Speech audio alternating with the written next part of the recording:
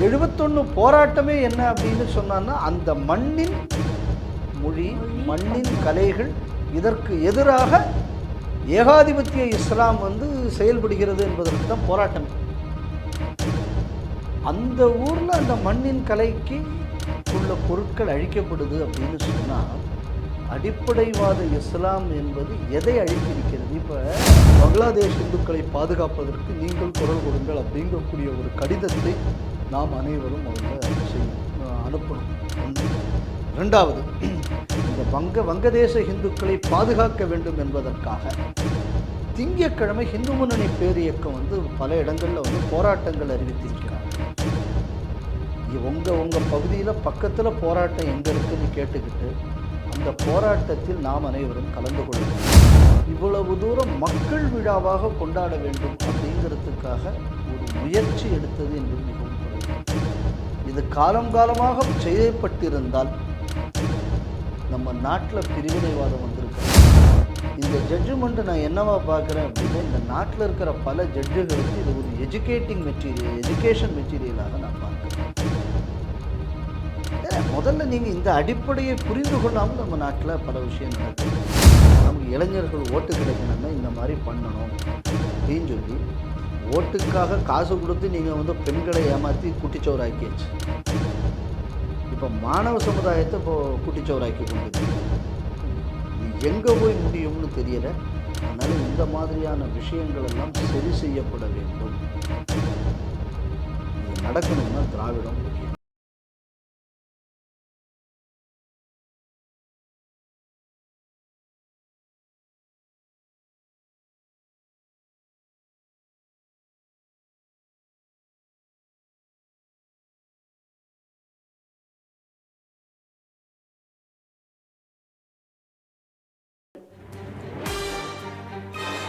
கஞ்சா போதையில் மாணவர்கள் பேருந்தில் அடாவடி.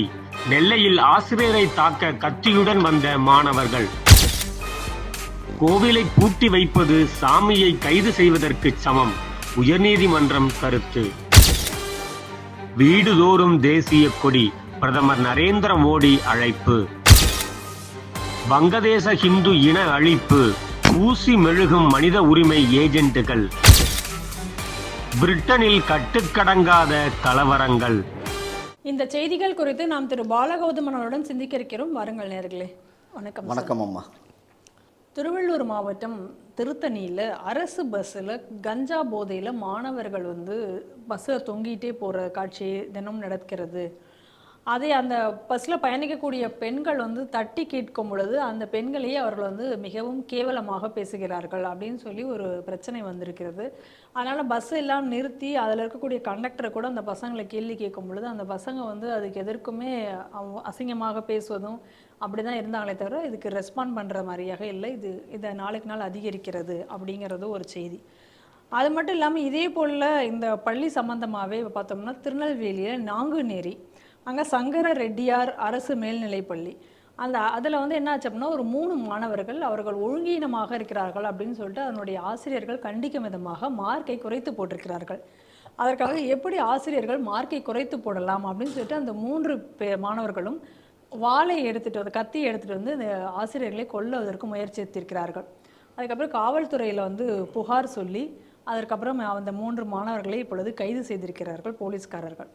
நிலவரம் எப்படி மோசமாக கல்வித்துறையில் இருந்து கொண்டிருக்க இன்னைக்கு இதெல்லாம் குறித்து அப்பாவு பேசும்பொழுது சொல்கிறாரு, பள்ளிக்கூடத்தில் நடக்கிற இந்த மாதிரியான வன்முறைகள், இந்த மாதிரியான விஷயங்களுக்கெல்லாம் போலீஸ்காரர்கள் தலையிட தேவையில்லை, தலைமை ஆசிரியர்களே போதும் அப்படின்னு இன்னைக்கு ஒரு கருத்தையும் அவர் தெரிவித்திருக்கிறார். அதாவது எல்லாத்துக்கும் இவர் முதல்ல ஸ்பீக்கராக இல்லைன்னா இவர் மந்திரியான்னு எனக்கு புரியலை. முதல்ல ஸ்பீக்கருக்குள்ளே எந்த யோக்கியதையோடு இந்த ஆள் செயல்படுற மாதிரி தெரியலை. எல்லாத்துக்கும் நானும் கருத்து சொல்கிறேன். இதுக்கு முன்னாடி இந்த கிறிஸ்தவ மராட்டா நான் படிச்சிருக்க மாட்டோம்னு சொல்லி ஒரு கருத்து சொன்னது. அதாவது தன்னை ஒரு அமைச்சர் மாதிரி இப்போ இவர் நினச்சிக்கிட்டு செயல்படுற மாதிரி எனக்கு தெரியுது. ஆனால் எப்போ வாயை திறந்தாலும் அவர் அபத்தமான ஒரு விஷயமா இருக்குது, சமுதாய விரோதமான ஒரு விஷயத்தை சொல்லக்கூடியது தான் இருக்குது இதுக்குள்ள. அது காரணம் என்ன அப்படின்னு சொன்னேன்னு, இவர் முதல்ல சுயேட்சையாக ஜெயிச்சவங்க ராஜாபுரத்தில், அதுக்கப்புறம் திமுகவில் சேர்ந்த ஒட்டுண்ணி. அதனால் திமுகவுக்கு நான் விசுவாசமாக இருக்கேன்னு காட்டிக்கிறதுக்காக வேண்டி இந்த மாதிரி எக்ஸ்ட்ரா பிட்டெல்லாம் போட்டுக்கிட்டு இருக்காரு. ஆனால் திமுகவில் இந்த மாதிரி பிட்டு போட்டால் தான் அங்கே செல்வாக்கு இருக்கும் அப்படின்னு இவர் நினைக்கிறார். இதுதான் அதில் ஒரு உண்மை. ரெண்டாவது, இது ஹெட்மாஸ்டர் இருந்தாலே போதும் அப்படின்னு. சரி, ஹெட்மாஸ்டர் கான்ட்ராக்ட் சர்டிஃபிகேட் கொடுத்தாச்சுன்னா எப்படி கொடுக்கணும்னு உங்கள் அன்பில் மகேஷ் பொய்யாமொழி சொன்னார். அன்பில் மகேஷ் பொய்யாமொழி என்ன சொன்னார்? இந்த மாதிரி மாணவர்கள் சின்ன சின்ன பிரச்சனைகள் பண்ணியாச்சுன்னா கான்ட்ராக்ட் சர்டிஃபிகேட்டில் பேடு போடக்கூடாது. அன்றைக்கி அன்பில் மகேஷ் பொய்யாமொழி தானே சொன்னார். சரி, அப்புறம் இந்த விழுப்புரம் பக்கத்தில் ஒரு பையனை கூப்பிட்டு கண்டிச்சாங்க. கண்டித்த உடனே நீங்கள் என்ன பண்ணீங்க? அந்த குழந்தை வந்து சூசைடுக்கு ட்ரை பண்ணிடுச்சு அப்படின்னு சொல்லிவிட்டு அந்த பள்ளிக்கூட வாத்தியாரை தூக்கி வெளியில் தள்ளினீங்க. அப்போ வாத்தியார் நடவடிக்கை எடுக்கக்கூடாது. அப்படியே வாத்தியார் கான்ட்ராக்ட் சர்டிஃபிகேட் கொடுத்தா அதுவும் பண்ணக்கூடாது. அவன் எப்படி இப்போ எதுக்கு தான் இந்த பையன் அப்போ அடங்குவான்? ரெண்டாவது, ஏற்கனவே ஜாதிய ரீதியாக பல தொடர் படுகொலைகள் அந்த ஊரில் நடந்துக்கிட்டு இருக்கு. அப்போ இவர் என்ன பண்ணார்? இப்போ இடையில கூட போலீஸ் டிபார்ட்மெண்ட்டில் ஜாதிய பிரச்சனை வந்ததுன்னு பல ஆஃபீஸர்களை மாற்றும் போது, போலீஸ்காரங்களை ரெவென்யூ டிபார்ட்மெண்ட்டில் ஆஃபீஸர்களை மாற்றும் போது அதை போய் தடுத்து நிறுத்தி வச்சது இந்த அப்பாவு. அப்போ இது என்ன அப்படின்னா, அந்த பகுதியில் இன்றைக்கி தொடர்ந்து நடந்து கொண்டு இருக்கக்கூடிய ஜாதி வன்முறைகளுக்கு பின்னணியில் இருப்பவரே இவர் தான். அன்றைக்கி அவரை தடுத்து நிறுத்தினார். இப்போ வந்து ஸ்ட்ரிக்ட் ஆக்ஷன் எடுக்கக்கூடாது அப்படின்னு சொல்லிக்கிட்டு இருக்காரு. அப்போ இவருக்கூட நோக்கம் என்ன? திமுக உங்களுக்கு எப்போவுமே தெரிஞ்ச விஷயம். திமுக ஆட்சிக்கு வந்தால் தமிழ்நாட்டில் ஜாதி சண்டை வரும். இது வந்து ஒரு அனாலஜி தான். இது வந்து எப்போல்லாம் திமுக வருது அப்போல்லாம் இது கூடுது. இந்த மாஞ்சோலை எஸ்டேட்டு இந்த பிரச்சனை எல்லாம் பெரிய அளவில், அதை முதல்ல அந்த ஏரியாவில் அந்த பக்கத்தில் அந்த ஜாதி சங்கங்களை வளர்த்து விட்டது கருணாநிதி. அதுக்கப்புறம் ஒரு நேரத்தை தன்னை விட்டு அது வெளியில் போகுது அப்படின்னு தெரிஞ்ச உடனே அங்கே போய் அவங்கள சுட்டு கொன்று அதை வைத்தும் அரசியல் நடத்தினது கருணாநிதி. இது காலங்காலமாக நடக்குது. இந்த லட்சணத்தில் இவனுக்கு ஜாதி ஒழிப்பை பற்றி பேசுவானுங்க. உள்ள ஜாதி கட்சிகளை வளர்த்து விட்டு ஜாதி கலவரங்களுக்கு காரணமாக இருந்தவனுங்க ஜாதியை பற்றி. எனக்கு தெரிஞ்சு இது ஒரு ஃபவுல் மவுத் இந்த அப்பாவு உங்கக்கூடியது. அது எப்படித்தான் வந்து இது பேப்பர்காரங்களும் இதுக்கு முக்கியத்துவம் கொடுத்து போடுறாங்கல்ல. சரி, ஆர்எஸ் பாரதி சொன்ன மாதிரியான பேப்பர்காரங்க. அதுக்கப்புறம் நீங்கள் வந்து இந்த கஞ்சாவை விட்டுக்கிட்டு இந்த பஸ்ஸில் பிரச்சாரம் பண்ணுது. ஏற்கனவே பிஜேபியை சார்ந்த அந்த அம்மா, அந்த ராயல் ஃபேமிலி, ராமநாதபுரமா சிவகங்கையா, அந்த ராயல் ஃபேமிலியில் இருக்கக்கூடிய அந்த அம்மா இந்த மாதிரி பஸ்ஸில் பிரச்சனை பண்ணக்கூடியவங்களை கண்டித்ததுக்கு அந்த அம்மாவை பிடிச்சி அரெஸ்ட் பண்ணி உள்ளே வச்சாங்க. ஞாபகம் இருக்கா உங்களுக்கு? ஃபுட்போலில் தொங்கிட்டு போன ஒரு விஷயம்னு. அப்போது சமுதாயத்தில் எவனாவது கண்டிச்சாச்சுன்னு அவனை பிடிச்சி ஜெயிலில் தள்ளுறது. இதை எதிர்த்து தான் டிரைவர் கண்டக்டர் பேசினா அவங்க மேலே நடவடிக்கை எடுக்கிறது. யாருங்க முன் வருவாங்க? இதுக்கு இன்னொரு பிரச்சனை இந்த நாட்டில் வந்து நான் பலகாலமாக நான் சொல்லிக்கிட்டு இருக்கிறது தான். என்றைக்கு வந்து நீங்கள் வந்து இந்த ரைட்ஸை பேச தொடங்கினவங்களோ அன்னையோட ஒரு நாடு நாசமாக போகும். முதல்ல கடமையை முதல்ல பேசணும். எவன் தன் கடமையை செய்கிறானோ அவனுக்கு தான் உரிமை இங்கக்கூடியது இருக்கணும். நான் கடமையை செய்யாதவனுக்கு எதுக்கு உரிமை? நான் ஒருத்தனுக்கு உரிமை கொடுக்குறேன். என்ன உரிமை எடுப்ப? ஒன்றும் கிடையாது. இந்த ஒரு ஆஃபீஸர் இருக்கார், அவருக்கு கையெழுத்து போடக்கூடிய உரிமை கொடுக்கப்படும். அவர் கையெழுத்து போட்டால் அது செல்லுபடியாகும்னு கொடுக்குறோம்.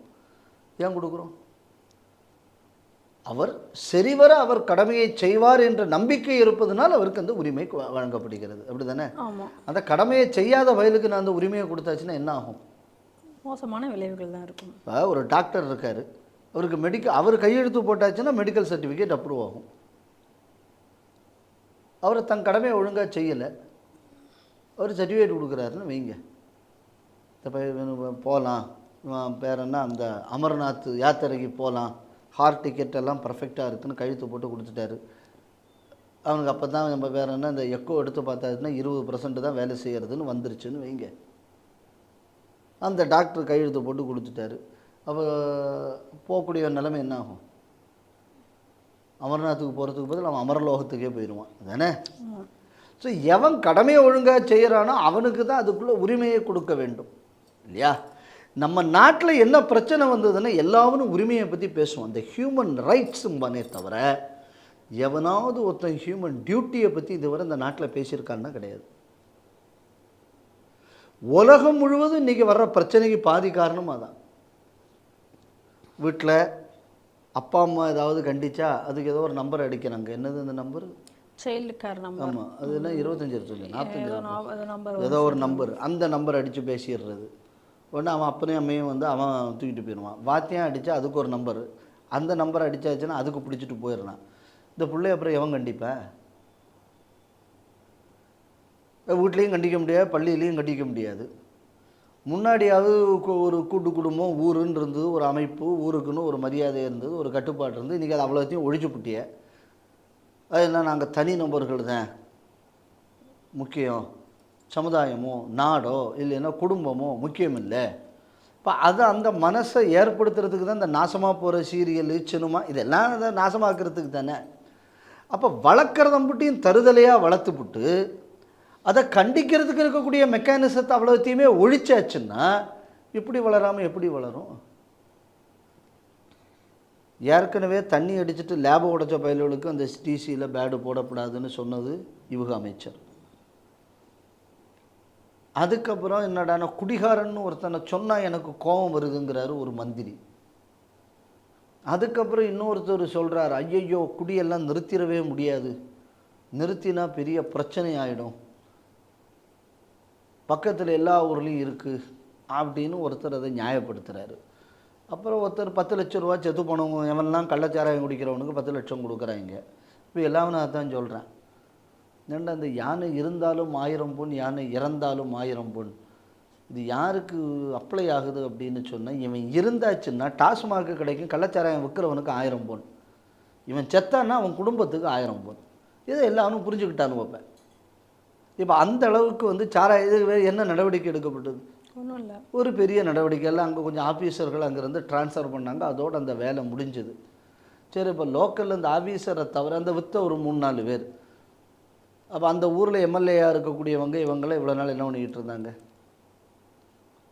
அவங்க வீட்டில் வந்து கட்சி ஸ்டிக்கரே ஒட்டி இருந்தது அந்த வித்த பயலுக்கு வீட்டில். என்ன நடந்தது? ஒன்றும் நடக்கலை.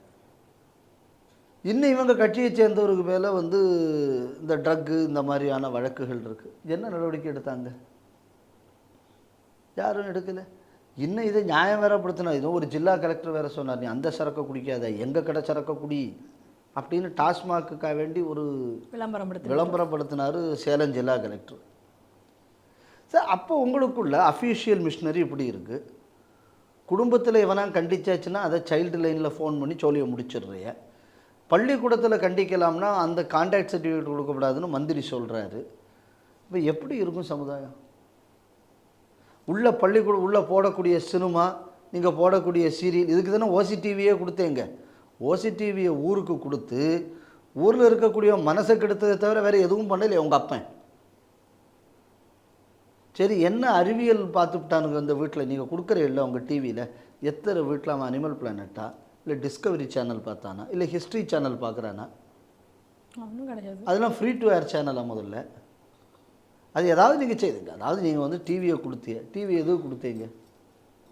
அறிவு வளர்வதற்காக. என்னத்தை அறிவு வளர்ந்துருச்சு? நீங்கள் நடத்துகிற டிவி டிபேட்டை மொத்தம் பார்த்தாலே அவன் அதுலேயே நாசமாக போடுவான், செத்தே விடுவான். எப்படி பொய் சொல்கிறது அப்படிங்கிறது நல்லாவே புரிஞ்சுக்க முடியும். அப்போது ஒரு சமுதாயத்தை திட்டமிட்டு நாசப்படுத்துறதுன்னு வேலையை செய்துட்டு, இனி சமுதாயத்தில் இந்த மாதிரி அயோக்கியத்தனை நடக்குது அப்படின்னு சொன்னால் இது இப்படி தான் நடக்கும், வேறு என்ன செய்ய முடியும்? அதனால் அரசாங்கம் சில விஷயங்களை, இது திமுகவாக இருக்கலாம், இல்லைன்னா மேலே இருக்கிற பாஜகவாக இருக்கலாம், இனிமேல் வரக்கூடிய வேறு அரசாங்கங்களாக இருக்கலாம், இல்லை முன்னாடி இருந்த அரசாங்கங்களாக இருக்கலாம், இனி வரக்கூடிய எந்த அரசியல் கட்சியாகவும் இருக்கலாம். முதல்ல ஒரு விஷயம் அடிப்படையில் தெரிஞ்சுக்கணும். என்ன தெரிஞ்சுக்கணுன்னா, ரைட்ஸ் பேஸ்ட் அப்ரோச் என்பது தவறு, டியூட்டி பேஸ்ட் அப்ரோச் தான் இருக்கணும்.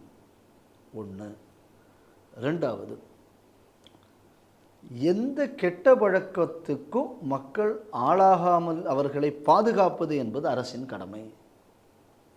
அதனால தான் வள்ளுவர் வந்து கல்லுண்ணாமைங்கக்கூடிய அதிகாரத்தை பொருட்பாலில் நம்ம வந்து அந்த அதிகாரத்தை பொருட்பாலில் நம்ம கிளாஸிஃபை பண்ணி வச்சுருக்கார் பரிமேலழகர். குடிக்கிறது என் தனிப்பட்ட விஷயந்தான், ஏன் அதை பொருட்பாலில் வைக்கணும்? ஏன்னா என் தனிப்பட்ட உரிமை என்று நான் செய்வது, நான் இந்த சமுதாயத்தில் ஒரு நல்ல குடிமகனாக இருந்து ஆற்ற வேண்டிய கடமையை நான் தவறுவேன், அந்த தவறாமல் இருக்கணும் என்பதற்காக இதை பொருட்பாலில் வைக்கிறாங்க. சும்மா வள்ளுவருக்கு நாங்கள் தான் சொந்தம்னு பட்டாவை போட்டு வள்ளுவம் புக்கை விற்று பிழைக்கப்படாது. வள்ளுவம் பேரை வச்சுக்கிட்டு வள்ளுவத்துக்கு 100க்கு 100 மாறாக இருந்து வியாபாரம் பண்ணக்கூடாது. வள்ளுவர் சொன்னதுபடி நடந்தாச்சுன்னா இந்த பிரச்சனை வந்திருக்காது. அடுத்தது, மாணவர்களுக்குள்ள அடிப்படை ஒழுக்கத்துக்கு முக்கியத்துவம் கொடுக்கணும். இப்போ இது என்ன ஆகிருக்கு போச்சு, இப்போ வந்து இந்த ஒரு கிறிஸ்தவ பைய சொன்னாம்னு தான் இப்போ அந்த ஆளை பிடிச்சி கூட அந்த மைனாரிட்டி கமிஷன் சேர்மன் ஆக்கி வச்சுருக்காங்க. அந்த கிறிஸ்தவ பைய பெருமையாக சொன்னான், நான் தான் வந்து 8ஆம் கிளாஸ் வர ஆல் பாஸுங்கக்கூடிய சிஸ்டத்தையே கொண்டு வந்தேன், பரீட்சையவே நான் தான் ஓடித்தேன். அவன் பண்ணினதோட விளைவு இன்றைக்கி என்ன? தமிழ் எழுத்து கூட எழுத தெரியாது 8ஆம் கிளாஸ் பையலுக்கு. ஒரு சென்டென்ஸ் ஃப்ரேம் பண்ண தெரியாது, இங்கிலீஷும் தெரியாது, தமிழும் தெரியாது, பின்ன கணக்கு கேட்கவே வேண்டாம். அப்போ இந்த அளவு இந்த கல்வித்தரத்தையும் ஒழித்து இன்னைக்கு தமிழ்நாட்டை கற்காலத்துக்கு தள்ளிய பெருமை என்பது இந்த திராவிட கூட்டத்துக்கு தான் உண்டு. சமுதாயத்தில் தட்டி கேட்டாச்சுன்னா அவன் மேலே கேஸை போடுறது. அதனால் இந்த சில விஷயங்கள் ஃபஸ்ட்டில் என்னென்னா எஜுகேஷன் அட்டைன், அதாவது நான் இந்த வயசுன்னா எனக்குள்ள ஸ்கில் செட்டு இந்த அளவில் அட்டைன் ஆகிருக்கா, இதுக்கு கண்டிப்பான ஒரு பரீட்சை என்பது வேணும். இல்லைன்னா வாத்தியாருக்கு என்ன அக்கௌண்டபிலிட்டி இருக்கும்? அம்பிட்டு வேணும் போகத்தானே போகிறோம், நம்ம சொல்லி பயலும் கேட்க தானே செய்கிறான். எப்படி வேணாலும் 8ஆம் கிளாஸ் வர பாஸ் தான், என்ன ஏன் படிக்கணும்னு சொல்கிறேன்னு பயலும் கேட்குறான் வாத்தியார்ட்ட. ஆமாம், ஏன்னா நீங்கள் தான் உரிமை சொல்லி கொடுத்துருக்கீங்களே. சரி, இந்த பள்ளிக்கூடத்தில் உள்ள குழந்தைகளுக்கு இந்த நம்பரை டயல் பண்ணான்னா சைல்டு ஹெல்ப்லைன் வந்து தூக்கிட்டு போவான், அந்த குழந்தைக்கு எப்படி தெரியுது? அதையும் நீங்கள் பள்ளிக்கூடத்தில் சொல்லி கொடுக்குறது தானே. அப்போ நீங்கள் பள்ளிக்கூடத்தில் வந்து உள்ள அவ்வளவு முள்ள மாதிரித்தனத்தையும் சொல்லி கொடுத்தா பையன் எப்படி யோக்கியனாக வருவான்? அதனால் பண்பாட்டை ஒட்டிய கல்வி முறை என்பது வர வேண்டும். பண்பாட்டுக்கு மீது மரியாதையை ஏற்படுத்தக்கூடிய மாதிரியான கல்வி முறை வர வேண்டும். பெற்றோர்களுக்கும் ஆசிரியர்களுக்கும் கண்டிப்பதற்கான உரிமை என்பது உண்டு. எங்கேயாவது ஒன்று ரெண்டு இடத்துல ஏதாவது ஒரு வாத்தியம் தப்பாக அடித்து போட்டாங்கிறதுக்காக வேண்டி ஒட்டுமொத்த அம்புட்டு ஒரு மாதிரி சட்டம் கொண்டு வருது அப்படின்னு சொன்னால் 1-2 ஊழல் பண்ணினதுக்காக வேண்டி அந்த கட்சியே இருக்கக்கூடாதுன்னு அழிக்கணும்னா திமுகங்கிற கட்சியே இருக்காது. ஏன்னா 1-2 நல்லவன் இருக்கிறதே கஷ்டமாச்சே. கண்டிப்பாக 1-2 அபரேஷனுக்காக நாங்கள் அப்படி செய்ய முடியுமான்னா அவன் கட்சியே இருக்கக்கூடாது. நீ அந்த நியாயத்தை அங்கே அப்ளை பண்ணோம்னா. ஸோ அதனால் இந்த மாதிரியான சமுதாயத்தை நெறிப்படுத்த வேண்டிய இடங்களில் சில கண்டிப்புகள் தேவை.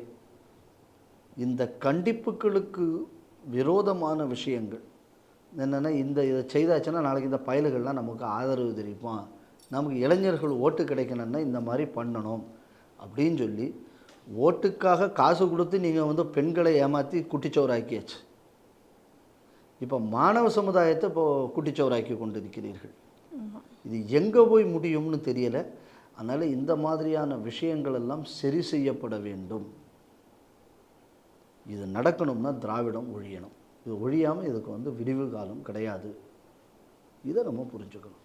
கோயிலை பூட்டி வைப்பது சாமியை சிறை வைப்பதற்கு சமம் அப்படின்னு சொல்லிட்டு உயர்நீதிமன்றத்தினுடைய மதுரை கிளையினுடைய நீதிபதி அவர்கள் கருத்து தெரிவித்திருக்கிறார்கள்.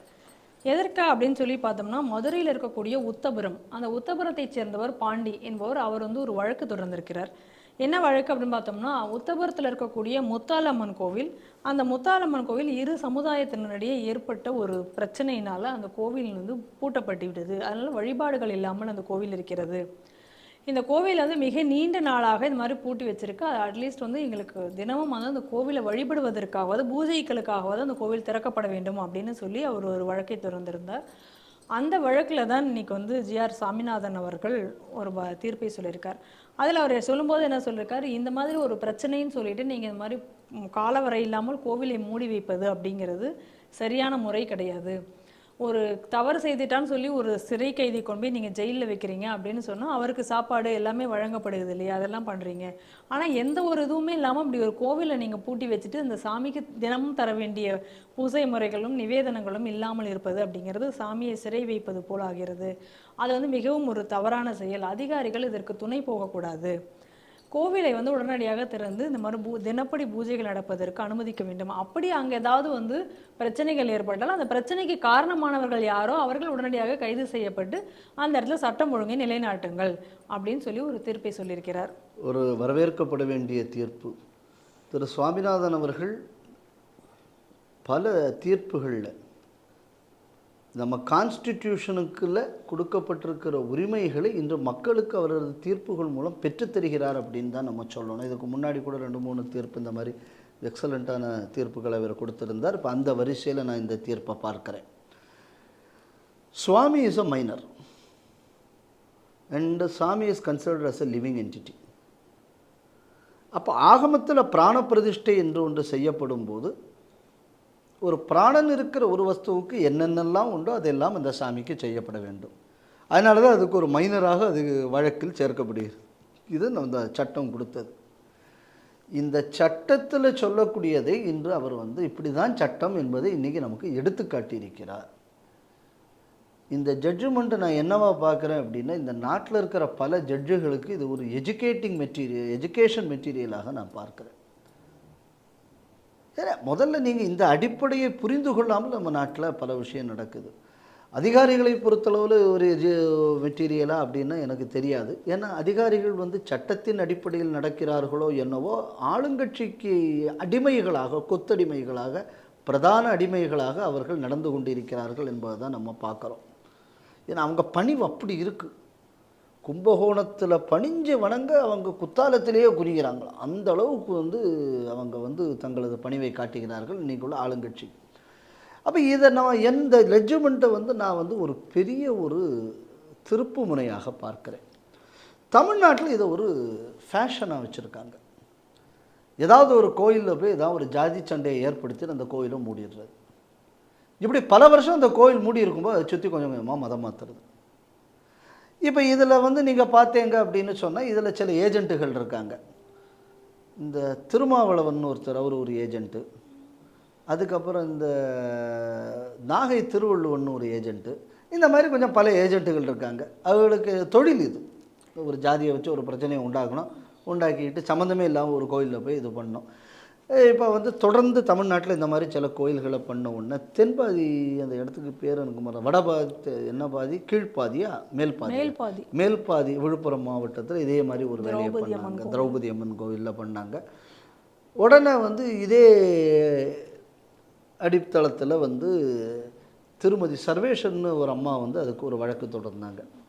இந்த வழக்கு தொடர்ந்தவொடனே என்ன பண்ணிட்டாங்க, இந்த கோயில் நாங்கள் ஹெச்ஆர்என்சி அதை முடிவு பண்ணுவோம் அப்படின்னு ஜட்ஜு ஒரு வழுங்கலான தீர்ப்பை கொடுத்தார்.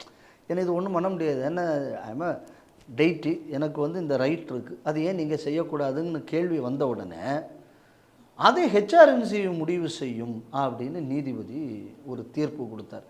அதில் ஒரு வேடிக்கை என்னென்னா, அந்த நேரத்தில் அந்த கோவிலை ஹெச்ஆர்என்சி எடுக்கக்கூட இல்லை. அது இன்னொரு கேஸ் பெண்டிங்காக இருந்தது. அப்போ கூட என்ன அப்படின்னு சொன்னான்னா, சீனியர் லாயர் கவர்மெண்ட்டை ரெப்ரசன்ட் பண்ணுறார். நல்லா தெரிஞ்சுக்கணும், போலீஸ்கார் செல்வராஜை வெட்டி கொண்ட வழக்கில் சீனியர் லாயர் போய் ஆர்கியூ பண்ணலை. இந்த கோயிலை திறக்கக்கூடாதுன்னு சொல்கிறதுக்கு சீனியர் லாயர் போய் நின்னார் நம்ம கோர்ட்டில். அந்த அளவு அந்த கேஸுக்கு இவங்க தமிழ்நாடு அரசாங்கம் முக்கியத்துவம் கொடுத்தது. அந்த மாதிரி ஒரு வழக்கு வந்த உடனே இந்த ஜாதியினால் கோவில்கள் மூடப்படுவது என்பது குறைந்தது. அந்த வழக்கில் ஒரு டேர்னிங் பாயிண்ட்டாக நம்ம பார்க்கணும் இந்த மொத்த வரலாறில்.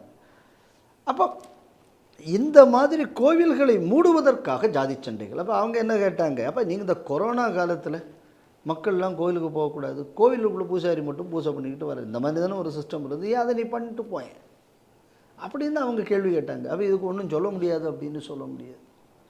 ரெண்டாவது, இப்போ நான் ஒன்று கேட்குறேன், ஜாதி சண்டை இப்படி நிறைய இருக்கிறதுனால நாங்கள் கோவிலை மூடுறோம்.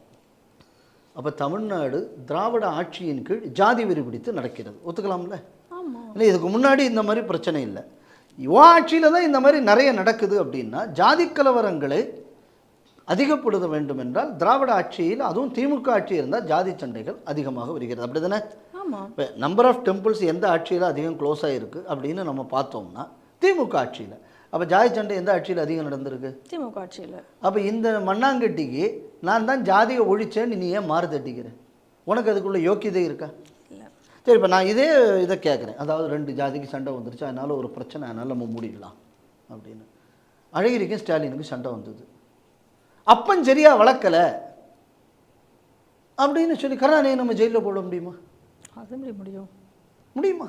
முடியாது இல்லை.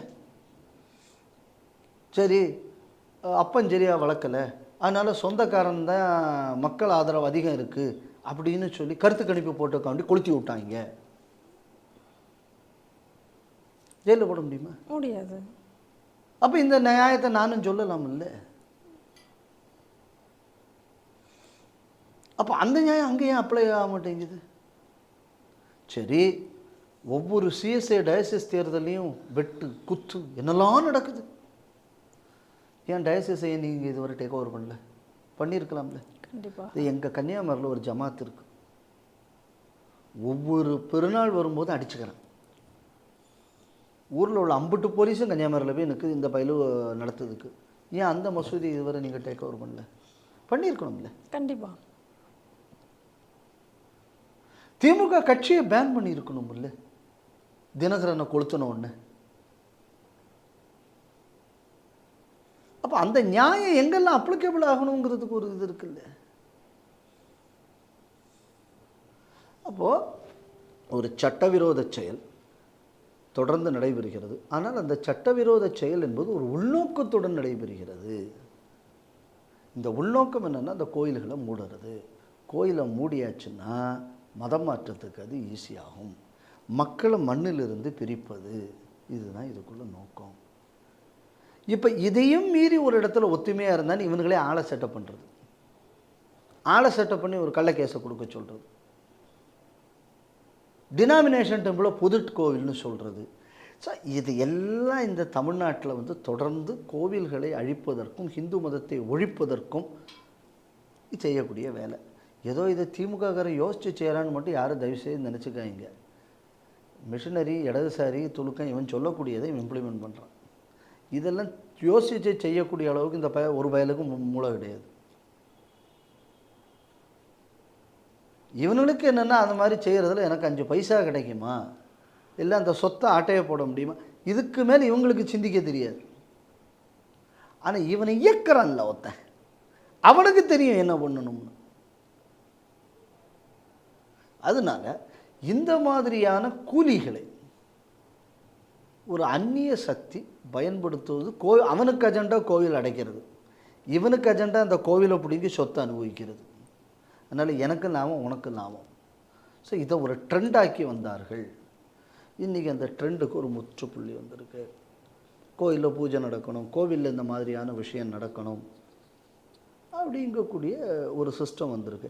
அப்போ இந்த நாட்டில் இதுக்கு முன்னாடி இப்போ திமுக அந்த கால ஊர்வலம் நடத்தும்போது ஊர்வலத்தில் சண்டை வருது, ரோட்டில் இருக்கிறதெல்லாம் பிடிங்கிட்டு போகிறான், திருட்டு கரண்ட் எடுத்தான், இந்த மாதிரி பல விஷயங்கள் பார்க்குறோம்ல. ஸோ அப்படியெல்லாம் இருக்கும்போது திமுக மாநாடே நடத்தப்படாது, ஊர்வலமே நடத்தப்படாது சொல்லலாமே. கண்டிப்பாக. அசம்பிளியில் போனால் சீலையை பிடிச்சி இருக்கிறான், அதனால இவனுக்கு அசம்பிளிக்கே போகக்கூடாது. அப்படி அடுத்தது அப்படி தானே வரணும். ஆமாம். ஏன் எங்கே போனாலும் இதை தானே பண்ணுறான், அப்படி தானே நம்ம எழுதணும். எங்கேயா மந்திரி ஆக்கியாச்சுன்னா எத்தனை லட்சம் கோடிக்கு ஊழல் பண்ணுறான்னு தெரிய மாட்டேங்குது. அந்த மாதிரியெல்லாம் பிரச்சனை இருக்கிறதுனால அதுக்கு நம்ம அப்படின்னு சொல்லி கட்சியை ஒத்துட்டோம், ஒழுக்கையாவாக செய்கிறோம், ஒழிக்கிறது இல்லை. ஸோ அதே மாதிரி இதையும் செய்ய முடியாது. ரெண்டாவது, இது தெய்வத்தோட right. As a minor I am entitled, as a living entity I am entitled to have this. நான் முதல்ல சொன்ன ரைட்டுங்கிறது இங்கே அப்ளை ஆகணும். ஏன்னா தெய்வம் தன் டியூட்டியை பண்ணிக்கிட்டு இருக்கு, அதுக்கு ரைட் அப்ளிகபிள் ஆகும். இங்கே டியூட்டியே பண்ணாதவன் வந்து ரைட்டை கேட்குறான். அதுதான் இந்த நாட்டோட பிரச்சனை. தெய்வம் போய் 2 ஜாதியும் சண்டை போடுன்னு சொல்லிச்சா? இல்லை. சொல்லிச்சா? இல்லை இல்லை இல்லை. ரெண்டாவது, எங்கேயாவது ஒரு இடத்துல ஏதாவது கோயிலில் வந்து இப்படி தான் பண்ணணும் அப்படின்னு சொல்லி ஏதாவது சாமி ஏதாவது சட்டம் சொல்லிச்சா? இல்லை இல்லை இல்லை. அப்போ அதுக்குள்ள வேலையை ஒழுங்காக தானே பார்த்துக்கிட்டு இருக்கு. அப்போ நீ ஏன் அதில் போய் தலையிடுற? உனக்கு என்ன அருகதை இருக்குது? உனக்கு என்ன உரிமை இருக்குது? இப்போ அந்த கோவிலை நீ அடைக்கிற.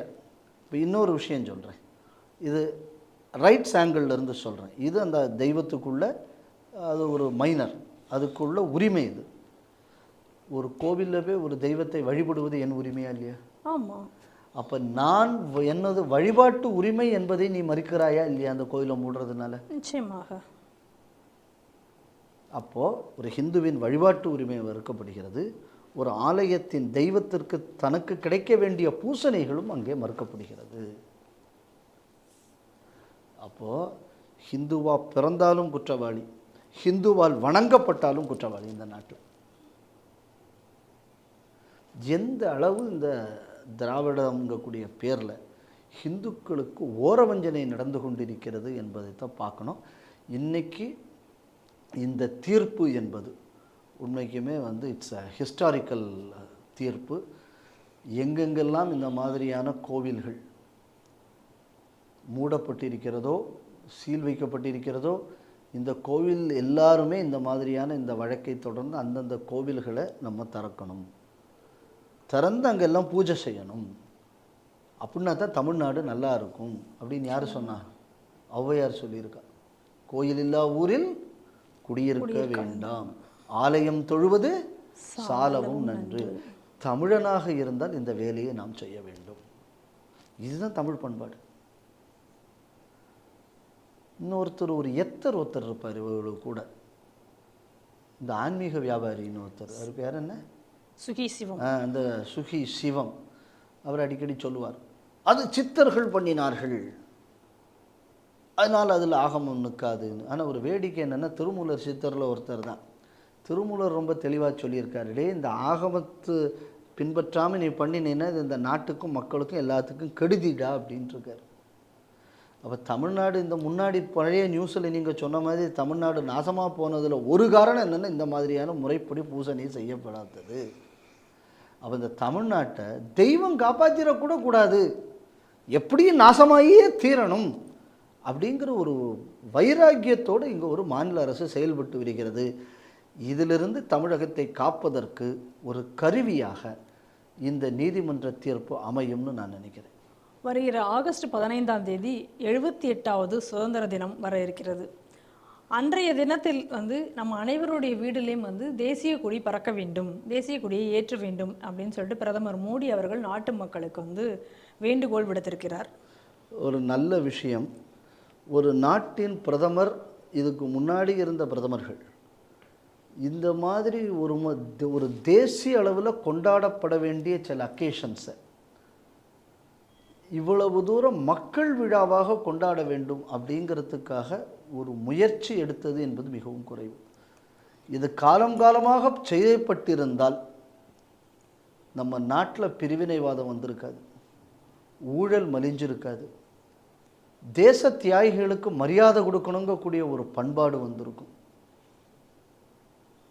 தேசிய பாடல்களை கூட கொச்சைப்படுத்தி பாடக்கூடிய ஒரு கேவலமான நிலை வந்திருக்காது. அப்போ அந்த தேசியத்தன்மை என்பதை மக்கள் இரத்தத்திலிருந்து விலக்கிய ஒரு பாவத்தை இந்த நாடு 70 ஆண்டுகளுக்கு முன்னாடி மேலே செய்திருக்கு. இன்றைக்கி அதை சரி செய்யக்கூடிய ஒரு வேலை என்பது நடந்து கொண்டிருக்கிறது. இது நம்ம எல்லாரும் செய்யணும். 2 விஷயம் என்ன அப்படின்னா, இதில் ஒன்று, எல்லா வீடுகள்லையும் தேசிய கொடி ஏற்றி, தேசிய கொடி ஏற்றின அப்புறம் வீட்டில் இருக்கக்கூடிய எல்லாரும் சேர்ந்து தேசிய கீதம் பாடணும். முடிஞ்சதுன்னா நம்ம பகுதியில், இந்த நாட்டில் விடுதலை போராட்டத்தில் பங்கெடுக்காத நம்ம ஜில்லான்னு ஒரு ஜில்லா கூட நம்ம நாட்டில் இருக்க வழி இல்லை. எந்த ஜில்லாவில் போனாலும் ஒரு ஆளாவது போராடி இருப்பாங்க தேசத்திற்காக. நம்ம ஜில்லாவில் இருந்துக்கக்கூடிய ஒரு போராளியை பற்றியாவது தயவு செய்து அந்த இடத்துல நம்ம பேசணும். அதுக்காகவாவது நம்ம ஒருக்கா படிப்போம்.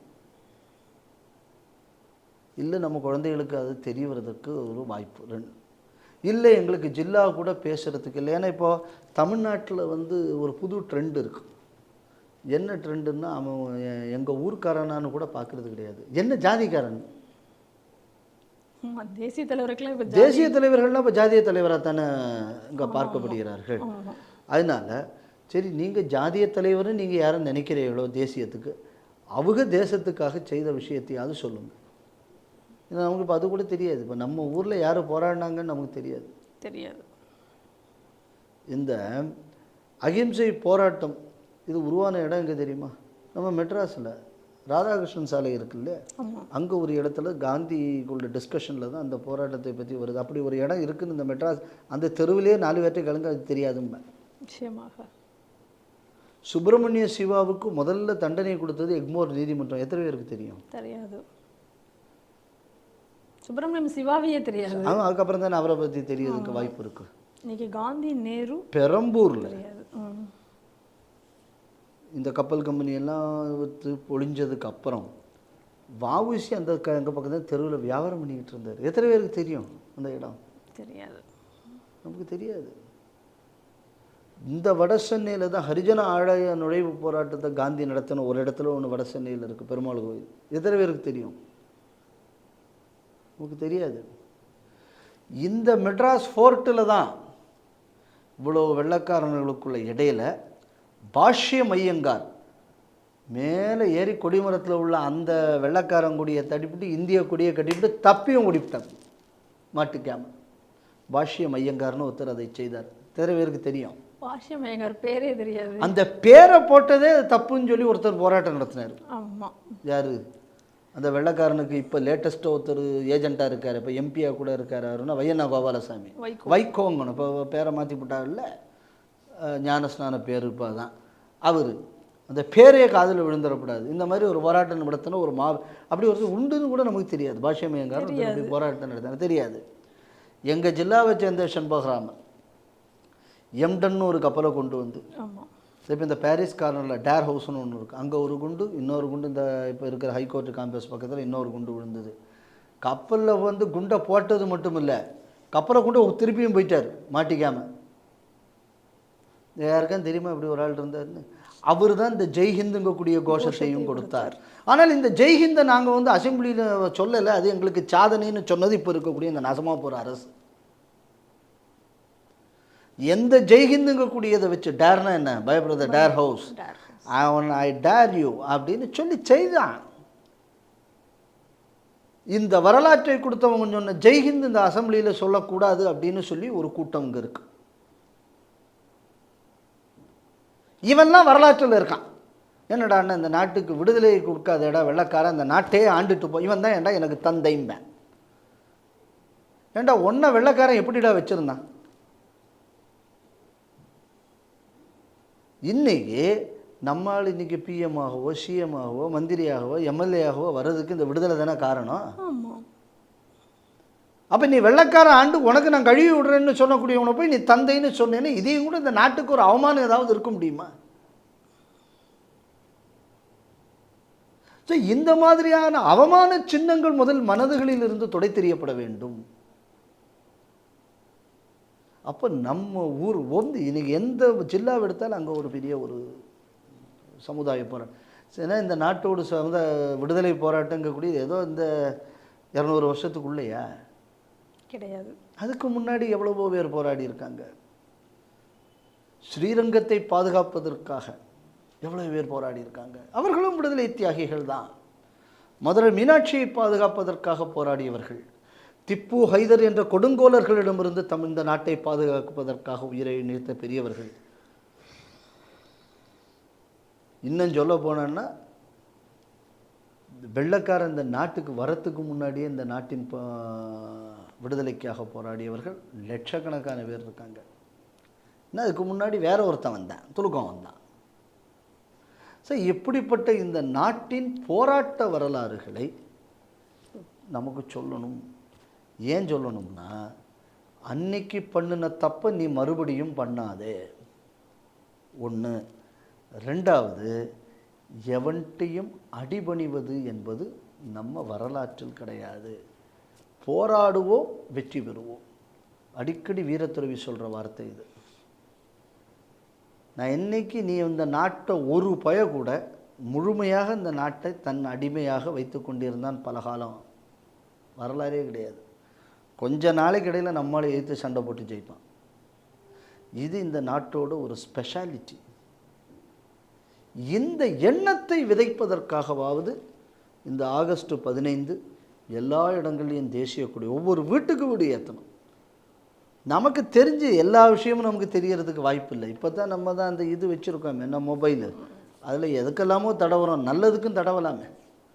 தடவி ஏதாவது ஒரு விஷயத்தையாவது எடுத்து அந்த விஷயத்தை சொல்லி குடும்பத்தோட தப்பு இல்லாமல் தேசிய கீதம் பாடுறதையாக கூட நம்ம ஒரு இதாக எடுத்துக்கலாம். ஏன்னா ஒவ்வொரு நாள் ஒவ்வொரு தேசிய கீதம் பாடுறாங்க தமிழ்நாட்டில்.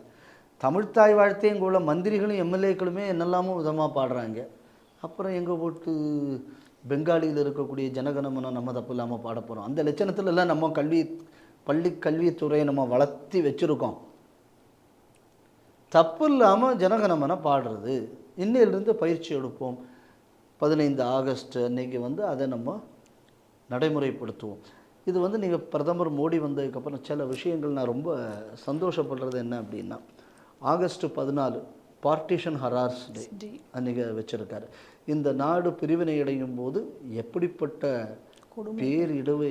இடர்களையும் கொடுமைகளையும் நம்ம சந்தித்தோம். அதை நம்ம ஞாபகப்படுத்தணும்.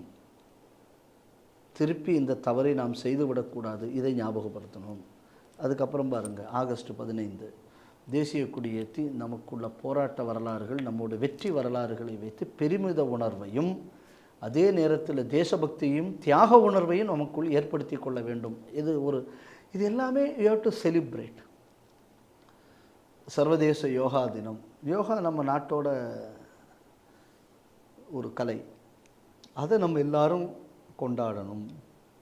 இந்த தேசத்தை சார்ந்த ஒவ்வொரு விஷயங்களையும் சாதாரண மக்கள் அவர்களுக்குள்ள அடையாளங்களாக என்று ஏற்றுக்கொள்கிறார்களோ அந்த நாடு தான் வைப்ரண்ட்டாக இருக்கும்.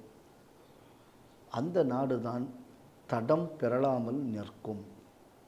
இதை கொண்டு வருவதற்கு நமக்கு ஒரு பிரதமர் வர்றதுக்கு இவ்வளவு காலம் வேண்டி வந்திருக்கும்.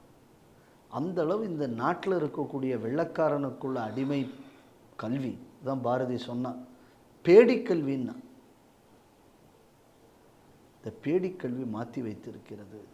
இன்றைக்கி அதுக்கு இடையில் இந்த மாதிரியான ஒரு விஷயத்தை நம் பிரதமர் சொல்கிறார் அப்படின்னு சொன்னால், அந்த விஷயத்தை நம்ம பின்பற்றணுங்கிறது ஒரு பக்கம் இருந்தால் கூட, இரண்டாவது என்னென்னா, இதை சொல்வதற்கு அன்று பாரதி சொன்னான், இன்றைக்கி வந்து மோடி சொல்கிறார். இன்றைக்கும் பாருங்கள், மோடியை வழிநடத்துவது யார்? நம்ம பாரதி. இன்றைக்கும் தமிழகம்தான் வழிநடத்துகிறது. தாயின் மணிக்கொடி பாரின்னு நம்ம பள்ளிக்கூடத்தில் முன்னாடி பாடிக்கிட்டு இருந்தோம். இப்போ அந்த பாட்டே யாருக்கு தெரியாது, தெரியவே செய்யாது. ஸோ அதனால் இது நம்ம வந்து கொண்டாடப்பட வேண்டிய விஷயம். தவறாமல் இதை செய்ய வேண்டும். வங்கதேசத்தில் இடஒதுக்கீடுக்கு எதிரான போராட்டம் என்று தொடங்கி அது கலவரத்தில் முடிந்து அதனுடைய பிரதமர் ஷேக் ஹசீனா நாட்டை விட்டு வெளியே போகக்கூடிய நிலை, இதெல்லாம் நடந்தது எல்லாத்தையும் பார்க்கிறோம். அதுக்கு அடுத்ததாக இராணுவம் இப்பொழுது ஆட்சியை கைப்பற்றி இப்பொழுது இடைக்கால ஒரு அரசும் அமைந்திருக்கிறது. ஆனால் இந்த கலவரங்களுக்கு இடையில் மத்தியில் இந்துக்கள் அங்கு பெருவாரியாக தாக்கப்பட்டு கொண்டிருக்கிறார்கள் அப்படிங்கக்கூடிய செய்தியும் நாம் தொடர்ந்து பார்த்து கொண்டிருக்கிறோம். அதில் குறிப்பாக சில விஷயங்களை மட்டும் இங்கே நான் சொல்கிறேன். ஏன்னா பல்வேறு சம்பவங்கள் அங்கே வங்கதேசம் முழுவதுமே நடந்திருக்கிறதை நாம் பார்க்கிறோம். அதில் வந்து இஸ்கான் டெம்பிள் தகர்க்கப்பட்டுள்ளது. அதில் இஸ்கான் டெம்பிள் தகர்க்கப்பட்டுள்ள ஒரு விஷயத்தை சொல்லும் பொழுது சில விஷயங்களை அதில் நினைவு கூற வேண்டியிருக்கிறது. இதே இஸ்கானில் இஃப்தார் விருந்து நடத்தி முஸ்லீம்களுக்கு உணவு கொடுத்திருக்கிறார்கள். இது எல்லாத்தையும் விட ஒரு கொடுமை என்ன அப்படின்னா, இந்த வங்கதேசம் வந்து உருவான பொழுது, இந்த நாடு சுதந்திரமாகி உருவாக சமயத்தில் அப்பொழுது பஞ்சம் அந்த நாட்டில் ஏற்பட்ட பொழுது இதே இஸ்கான் தான் அங்கு பல இஸ்லாமியர்களுக்கு உணவளித்திருக்கிறது. இன்னைக்கு அது என்னன்னா, அதே இஸ்லாமியர்களால், அதே அடிப்படைவாதிகளால் அந்த இஸ்கான் இன்றைக்கு தாக்கப்பட்டு தகர்க்கப்பட்டிருக்கிறது அப்படிங்கிறதை நம்ம அங்கே பார்க்குறோம். அது மட்டும் இல்லாமல் இந்திரா கல்ச்சுரல் சென்டர் அப்படிங்கக்கூடிய நம்ம இந்திய நாட்டினுடைய கல்ச்சுரல் சென்டர் இன்றைக்கி அங்கே அந்த கலாச்சார மையமும் இன்று எரித்து கொளுத்தப்பட்டிருக்கிறதே நாம் பார்க்குறோம். அதை தவிர அங்கே இருக்கக்கூடிய 27 மாவட்டங்களில் எல்லா இடங்களிலும் இந்துக்களுடைய வீடுகள் தாக்கப்பட்டிருக்கின்றன. அந்த இடங்களில் இருந்த கோவில்கள் எல்லாம் தகர்க்கப்பட்டிருக்கின்றன. கோவில்கள் இருந்த முக்கியமான விலைமதிப்பற்ற பொருட்கள் அது எல்லாத்தையும் எடுத்து சென்றிருக்கிறார்கள். பல குடும்பங்கள் கொடூரமாகவும் தாக்கப்பட்டிருக்கிறார்கள். அவங்களுடைய வீடியோக்கள் எல்லாமே இன்றைக்கு வெளிவந்து கொண்டிருக்கிறதையும் நம்ம பார்க்கிறோம்.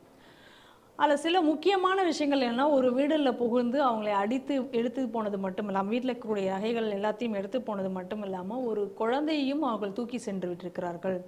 யாருன்னே தெரியாது, எப்படியோ வந்து எங்கள் வீட்டை அடித்து போயிட்டாங்க, என் குழந்தைய நான் எங்கே போய் தேடுவேன் அப்படின்னு அந்த தாய்மார்கள் கதறக்கூடிய விஷயங்களை பார்க்குறோம். சில வீடுகளில் போய் வந்து பெண்களை கற்பழித்து விட்டு கொன்று விட்டு சென்றிருக்கக்கூடிய காட்சிகளையும் நாம் பார்க்குறோம். ஆனால் இது எல்லாம் நடந்தும் கூட இங்கே இருக்கக்கூடிய இந்த மீடியாக்களோ இவங்களோ, அப்புறம் என்ன லிபரல்னு சொல்லிக்கக்கூடியவர்கள், நாங்கள் ஃபேக்ட் செக் பண்ணுறோம் அப்படின்னு சொல்லக்கூடியவர்கள், இது மாதிரியான எந்த சம்பவமும் அங்கே பெரிய அளவில் நடக்கலை, இது வேண்டும் என்றே திருத்தி சொல்லப்பட்டுள்ளது. அப்புறம் சில இடத்துல பார்த்தீங்கன்னா முஸ்லீம்கள் இந்த கோவில்களை எல்லாம் காப்பாற்றினார்கள், ஹியூமன் செயின் அமைத்து காப்பாற்றினார்கள், இந்த மாதிரியான செய்திகளை எல்லாம் வெளியிட்டு கொண்டிருக்கிறார்கள். சேவ் பாலஸ்தீன், சேவ் சிரியா அப்படின்னு எல்லாம் போட்டவர்கள் சேவ் பங்களாதேஷி ஹிந்துஸ்னு எந்த டேகையும் போடவில்லை அப்படிங்கிறதையும் நம்ம பார்க்கிறோம். இது போடலைங்கிறதாவது ஒரு பக்கம், இதையும் கூட கேவலம் என்னென்னா இந்த வரதராஜன் ஒரு இந்த ஸ்கிரிப்டா ஸ்க்ரோலா ஸ்க்ரால் இதை பிரிண்டா என்னத்தையோ ஒன்று நடத்திக்கிட்டு இருக்கா அப்படி ஸ்க்ரால் இல்லையா. ஸ்க்ரால். அதனால் என்ன எழுதுகிறாங்க அந்த பத்திரிகைகள்லாம், இது ஒரு அரசியல் ரீதியாக நடத்தப்பட்டது அப்படின்னு. அதுக்கப்புறம் இந்த ஹியூமன் ரைட்ஸ் வாட்ச்னு ஒரு அமைப்பு இருக்குது, அதில் ஒரு பொம்பளை இருக்குது. அது வந்து எப்படின்னா, இல்லாத பிரச்சனைக்கே இந்த நாட்டில் வந்து துலுக்கனுக்கு வாழ்வதற்கு அருகதை இல்லை, பாதுகாப்பற்ற நிலையில் இந்த நாட்டில் துலுக்கம் இருக்கான்னு எழுதக்கூடிய கூட்டங்கள் அதெல்லாம். அது இன்னும் ஒருபடி மேலே போய் என்ன சொல்லியிருக்கு, அவாமி லீக் கட்சிக்காரங்களை அடித்தாங்க, ஹிந்துக்கள் பெரும்பான்மையாக அந்த கட்சியில் இருக்கிறதுனால இது பொலிட்டிக்கல் தானே தவிர இது வந்து ரிலிஜியஸ் இல்லை. அப்போ ரிலிஜியஸ் இல்லைங்கக்கூடியது, இப்போ ரிலிஜியஸுக்கு சம்மந்தமே இல்லாத ஒரு விஷயங்கள் வரும்போது துலுக்கனுக்கு மேலே ரிலிஜியஸ் தாக்குதல் நடக்கிறதுன்னு எழுதக்கூடிய நீங்கள், இப்போ ஹிந்துக்களுக்கு மேலே மதத்தின் அடிப்படையில் தானே இப்போ இந்த தாக்குதல் நடத்தப்பட்டு இருக்கிறது. சரி, அவாமி லீக் கட்சிக்கு ஓட்டு போட்டதுனால கொன்ன, கோயிலில் இருக்கிற சாமி ஓட்டு போடுமா? ஓட்டு போடுமா? போடாது இல்லை. அப்போ நீ ஏன் கோயிலில் போய் அடிச்ச? அப்போ இது மதத்தின் அடிப்படையில் இல்லாமல் எதன் அடிப்படையில் இந்த கலவரம் செய்யப்பட்டது? ஒரு பிரபல கிரிக்கெட்டர், அவருடைய ஹிந்து என்பதால் அவருடைய வீடே வீடு கொடுத்தப்பட்டிருக்கு. கொடுத்தப்பட்டிருக்கு. ஒரு பெரிய ஒரு சிங்கர் அவருடைய அவர் வீட்டில் முக்கியம் என்னென்னா பலவிதமான மியூசிக்கல் இன்ஸ்ட்ருமெண்ட்ஸுக்குள்ள மியூசியம் மாதிரி அவர் வச்சுருந்துருக்கார். அது கொளுத்தப்பட்டு இருக்கிறது. ஒரு விஷயம் என்னென்னா இங்கே நல்லா புரிஞ்சுக்கணும், வங்கதேசம் நல்ல கலைநயம் மிக்க மக்கள் கொண்டது. வங்கம், அதே மாதிரி நம்ம தமிழகம், மராட்டி, இங்கெல்லாம் இந்த மியூசிக்கு, இந்த பொயட்ரி இதெல்லாம் நிறைய உண்டு. ஜென்ரலாக வேறு மாநிலங்களை கம்பேர் வங்கம் அதில் ரொம்ப ஃபார் சுப்பீரியர் இந்த விஷயங்களில். 71 போராட்டமே என்ன அப்படின்னு சொன்னான்னா, அந்த மண்ணின் மொழி, மண்ணின் கலைகள், இதற்கு எதிராக ஏகாதிபத்திய இஸ்லாம் வந்து செயல்படுகிறது என்பதற்கு தான் போராட்டமே. அந்த ஊரில் அந்த மண்ணின் கலைக்கு உள்ள பொருட்கள் அழிக்கப்படுது அப்படின்னு சொன்னால், அடிப்படைவாத இஸ்லாம் என்பது எதை அழித்திருக்கிறது? இப்போ இந்த என்ன யாருக்குள்ள சுதந்திரம், படைப்பாளிகள் சுதந்திரம்னு சிலவங்க பெடப்பாங்கல்ல, இந்த பெடைக்கக்கூடிய பயல்கள்லாம் இப்போ இதெல்லாம் படைப்பாளிகளுக்குள்ள சுதந்திரத்தை தாண்டா கொளுத்திருக்கான். இப்போ கிளம்ப வேண்டியது தானே. ஒரு ஒரு பெயிண்டிங் வரைஞ்சான், ஒரு துலுக்கப்ப MF ஹுசைன்னு பேர். ஆமாம், அவசியமே இல்லாமல் நிர்வாண படத்தை போட்டு பாரத மாதா, சரஸ்வதி, சீதா, இந்த பயலுக்கு அது ஒரு தொழில். ஏன்டி நீ அதே மாதிரி ஆயிஷா நீ வரைஞ்சிருக்கியா? நீ உன் கலை கண்ணோட்டில் நீ பார்க்குற, நீ எல்லாத்தையும், ஏன்னா சிலவனுக்கு கலை கண்ணுங்கக்கூடியது இடையில வாக்குறது தான். ஏன்னா தமிழ்நாட்டில் முன்னாடி ஒரு முதல்வர் இருந்தார், அவர்கிட்ட சிலப்பதிகாரத்தில் நீ எக்ஸ்பர்ட் ஆச்சு, சிலப்பதிகாரத்தை சொல்லணும்னு நான் கண்ணகியின் இடையிலேயும் மாதேவியின் இடையிலேயும் கோவலன் கண்ட வித்தியாசமே சிலப்பதிகாரம்னா. ஏன்னா அவங்க கண்ணுக்கு அது மட்டும்தான் கலை. ஸோ அந்த மாதிரி இவனும் வந்து ஒரு குதர்க்கம் பிடிச்சவன்னு நம்ம வச்சுப்போம்.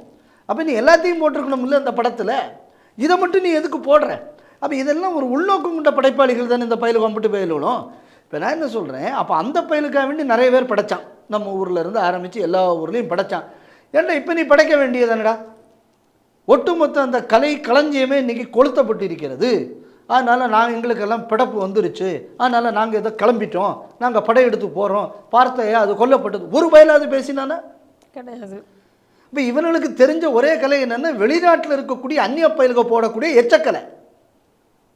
இவனுக்கும் கலைக்கு எந்த சம்மந்தமும் கிடையாதுங்கிறது. ஏன்னா கலைங்கக்கூடியது ஒரு பேனர்.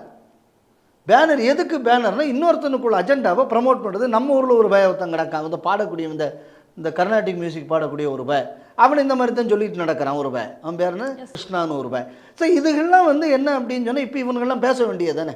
கண்டிப்பாக. சரி, இப்போ இந்த அமெரிக்காவில் ஒன்று உண்டு என்னென்னா, இந்த உலகத்தில் மத சுதந்திரத்தை பற்றி அவனுக்கு தான் வந்து பெரிய பெரிய அறிக்கைகள்லாம் கொடுப்பான். ஏன்டா இப்போ நீ வாயில் என்னத்தை வச்சுக்கிட்டு இருக்க? வாயை திறந்தியா நீ? இப்போ கிடையாது. ஏன் வாயை திறக்கலை? அப்போ அங்கே வந்து மத சுதந்திரத்துக்கு எதிரான ஒரு படுகொலை இல்லையா? இதில் ஒரு லட்சணம் என்ன அப்படின்னா, இந்த சர்வதேச தர நிர்ணயம்னு சொல்லி ஒன்று பண்ணுவானுவேன், இந்த ஹியூமன் டெவலப்மெண்ட் இண்டெக்ஸ். இப்போ அதெல்லாம் போயிட்டு இப்போ இந்த ஹாப்பினஸ் இண்டெக்ஸு, இந்த ஒருத்தர் அந்த நோபல் பிரைஸ் எல்லாம் அமர்த்தியா சென், இவர் ஹாப்பி எக்கனாமிக்ஸ்னு இவர் ஒரு தியரி எல்லாம் சொன்னார். அப்புறம் இவருக்குள்ளதை வச்சு ஹாப்பினஸ் இண்டெக்ஸ்னு ஒன்று, அதுக்கு இவர்கிட்ட பல விஷயங்களை பாரோ பண்ணியிருப்பாங்க அந்த இண்டெக்ஸில். இதில் இந்த ஹாப்பினஸ் இண்டெக்ஸ் இருக்குல்ல, அதில் இந்தியாவையும் கூட 30 படிநிலை மேலே இருந்த நாடு பங்களாதேஷம். இந்த ஹாப்பினஸ் இண்டெக்ஸ் அப்படி தான் வந்திருக்கும். நான் பல தடவை நான் சொல்கிறது தான், இந்த சர்வதேச தர நிறுவனங்களை மாதிரி ஒரு அயோக்கியத்தனமான கூட்டம் உலகத்தில் கிடையாதுங்கிறதுல. ஏன்டா அப்போ அவ்வளவு இந்தியாவையும் கூட இவ்வளவு ஹாப்பியாக இருந்த நாட்டில் ஏன்டா அப்போ கலவரம் வந்தது? மக்கள் ஹாப்பியாக தானே இருக்காங்க. மக்கள் ஹாப்பியாக இருக்கும்போது ஏன் அந்த பிரச்சனை இந்த மாதிரி பிரச்சனை வந்திருக்கப்படாது இல்லை. அப்போ அந்த ஹாப்பினஸ் இண்டெக்ஸ் வந்து ஃப்ராடுன்னு ஒத்துக்கிறியா நீ? கண்டிப்பாக. ஹாப்பினஸ் இண்டெக்ஸ் 420 இப்போ நீ ஒத்துக்கிறியா? அப்போ இந்த இண்டெக்ஸை நீ எந்த லட்சணத்தை, நீ எந்த நோக்கத்துக்காக வேண்டி இந்த இண்டெக்ஸை போய் ஏற்படுத்தின? ஒரு நாட்டில் ஒரு கலவரத்தை ஏற்படுத்தணும், ஒரு நாட்டை ஒழிக்கணும், அதுக்கு இந்த மாதிரி இந்த இண்டெக்ஸை வச்சுக்கிட்டு இந்த 4 பேர் பேசுவாங்க. நம்ம ஊரில் ஒரு பயம் இருக்கான், இந்த அப்பப்போ அமெரிக்காவுக்கெல்லாம் வெளிநாடுகளுக்கு தாய்லாண்டுக்கெல்லாம் போயிட்டு வரக்கூடியது. 99 சீட்டு 100 சீட்டு கூட வாங்கலை. ஏதோ தானா பிரதமர் மாதிரி அவன் நினச்சிக்கிறான்.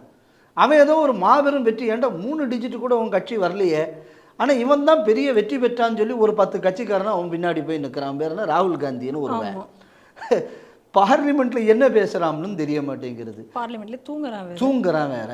இது என்ன எதிர்கட்சி ஆளுங்கட்சி பதில் சொல்லியாச்சுன்னா ஓடிடுறது பார்லிமெண்ட்டை விட்டு. பயந்து ஓடினார்கள் பார்லிமெண்ட்டை விட்டு அப்படின்னு ஒரு 10 நாள் ஒரு 10 பேப்பர் எழுதட்டும், ஒழுங்காக பார்லிமெண்ட்டு நடக்கும் இந்த நாட்டில். ஆனால் இந்த பேப்பர்காரனும் எழுத மாட்டான், ஏன்னா இவனும் வாங்கி திங்கிறவனாக இருக்கான். தான் பிரச்சனை இந்த நாட்டில் எங்கே வருதுன்னு பாருங்கள். இவனுக்கு இந்த தரவரிசையெல்லாம் வச்சுட்டு பேசுறது. இப்போ ஹாப்பினஸ் இண்டெக்ஸில் முன்னாடி இருக்கக்கூடிய நாட்டில் ஏன்டா இப்போ இந்த பிரச்சனை வந்தது? கேள்வி வரும் இல்லை? இப்போ இதுக்கு பதில் சொல்லித்தானே ஆகணும். இப்போ இதோட பின்னணியில் இன்னொரு விஷயத்தை பாருங்கள். இப்போ டொனால்டு லூன்னு ஒரு பையன், அவன் வந்து எப்படின்னா இந்த சென்ட்ரல் அண்டு சவுத் ஏஷியாவுக்குள்ள செக்ரட்டரி, அதாவது டெபுட்டி செக்ரட்டரி அமெரிக்காவுக்குள்ளது. இவன் ஒரு சீன அமெரிக்கன், அதாவது சைனீஸ் அமெரிக்கன். இவன் வந்த உடனே கிர்கிஸ்தானில் அங்கே உள்ள அரசு மாறிச்சு, பாகிஸ்தானில் பிரச்சனை வந்தது, ஸ்ரீலங்காவில் பிரச்சனை வந்தது, இப்போ பங்களாதேஷ். ஒவ்வொரு நாட்டிலையும் இந்த டொனால்டு லூன்னு சொன்னால் பேர், நீங்கள் வேறு தான் லூன்னா நீங்கள் எதாவது நினச்சிக்காதீங்க, நான் பேரைத்தான் சொல்கிறேன். அந்த நான் இனிமேல் லூனே சொல்கிறேன். இந்த வந்து ஏற்கனவே இது வந்து கவர்மெண்ட்டுக்கு லெட்டர் எழுதுனா இந்த இம்ரான் கான் தூக்கி காட்டினான். உடனே இல்லை அந்த லூவெல்லாம் போகலேன்னு எல்லாவனும் கத்துனான். இம்ரான் கான் ஆட்சி போன பிறகு அதை வந்து சோஷியல் மீடியாலேயே அந்த லெட்டரை லீக் பண்ணி விட்டாங்க. அப்போ இந்த மாதிரி இந்த பல நாட்டில் உள்ள அரசாங்கங்களை ஒழிக்கக்கூடிய வேலையை இந்த பார்த்துக்கிட்டு இருக்கான். ஒரு வேடிக்கை என்னென்னா, இடையில நான் சொன்ன இந்த பார்லிமெண்ட்டில் கட்டி பிடிக்கிறது, கண்ணடிக்கிறது, கட்சிக்காரனை கொண்டு போய் சண்டை போடுன்னு வந்து தூண்டுறது, கையை காணிச்சு அங்கே போய் சண்டை போடு, இங்கேருந்து.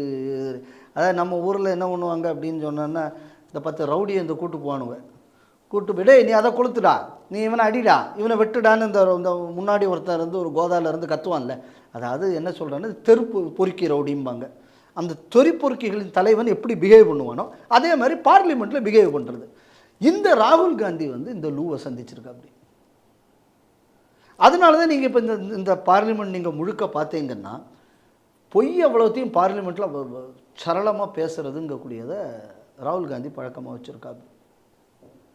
இதே மாதிரியான பல பொய் பிரச்சாரங்கள் முன்வைக்கப்பட்டு தான் பல அரசுகள் கவிழ்க்கப்பட்டன.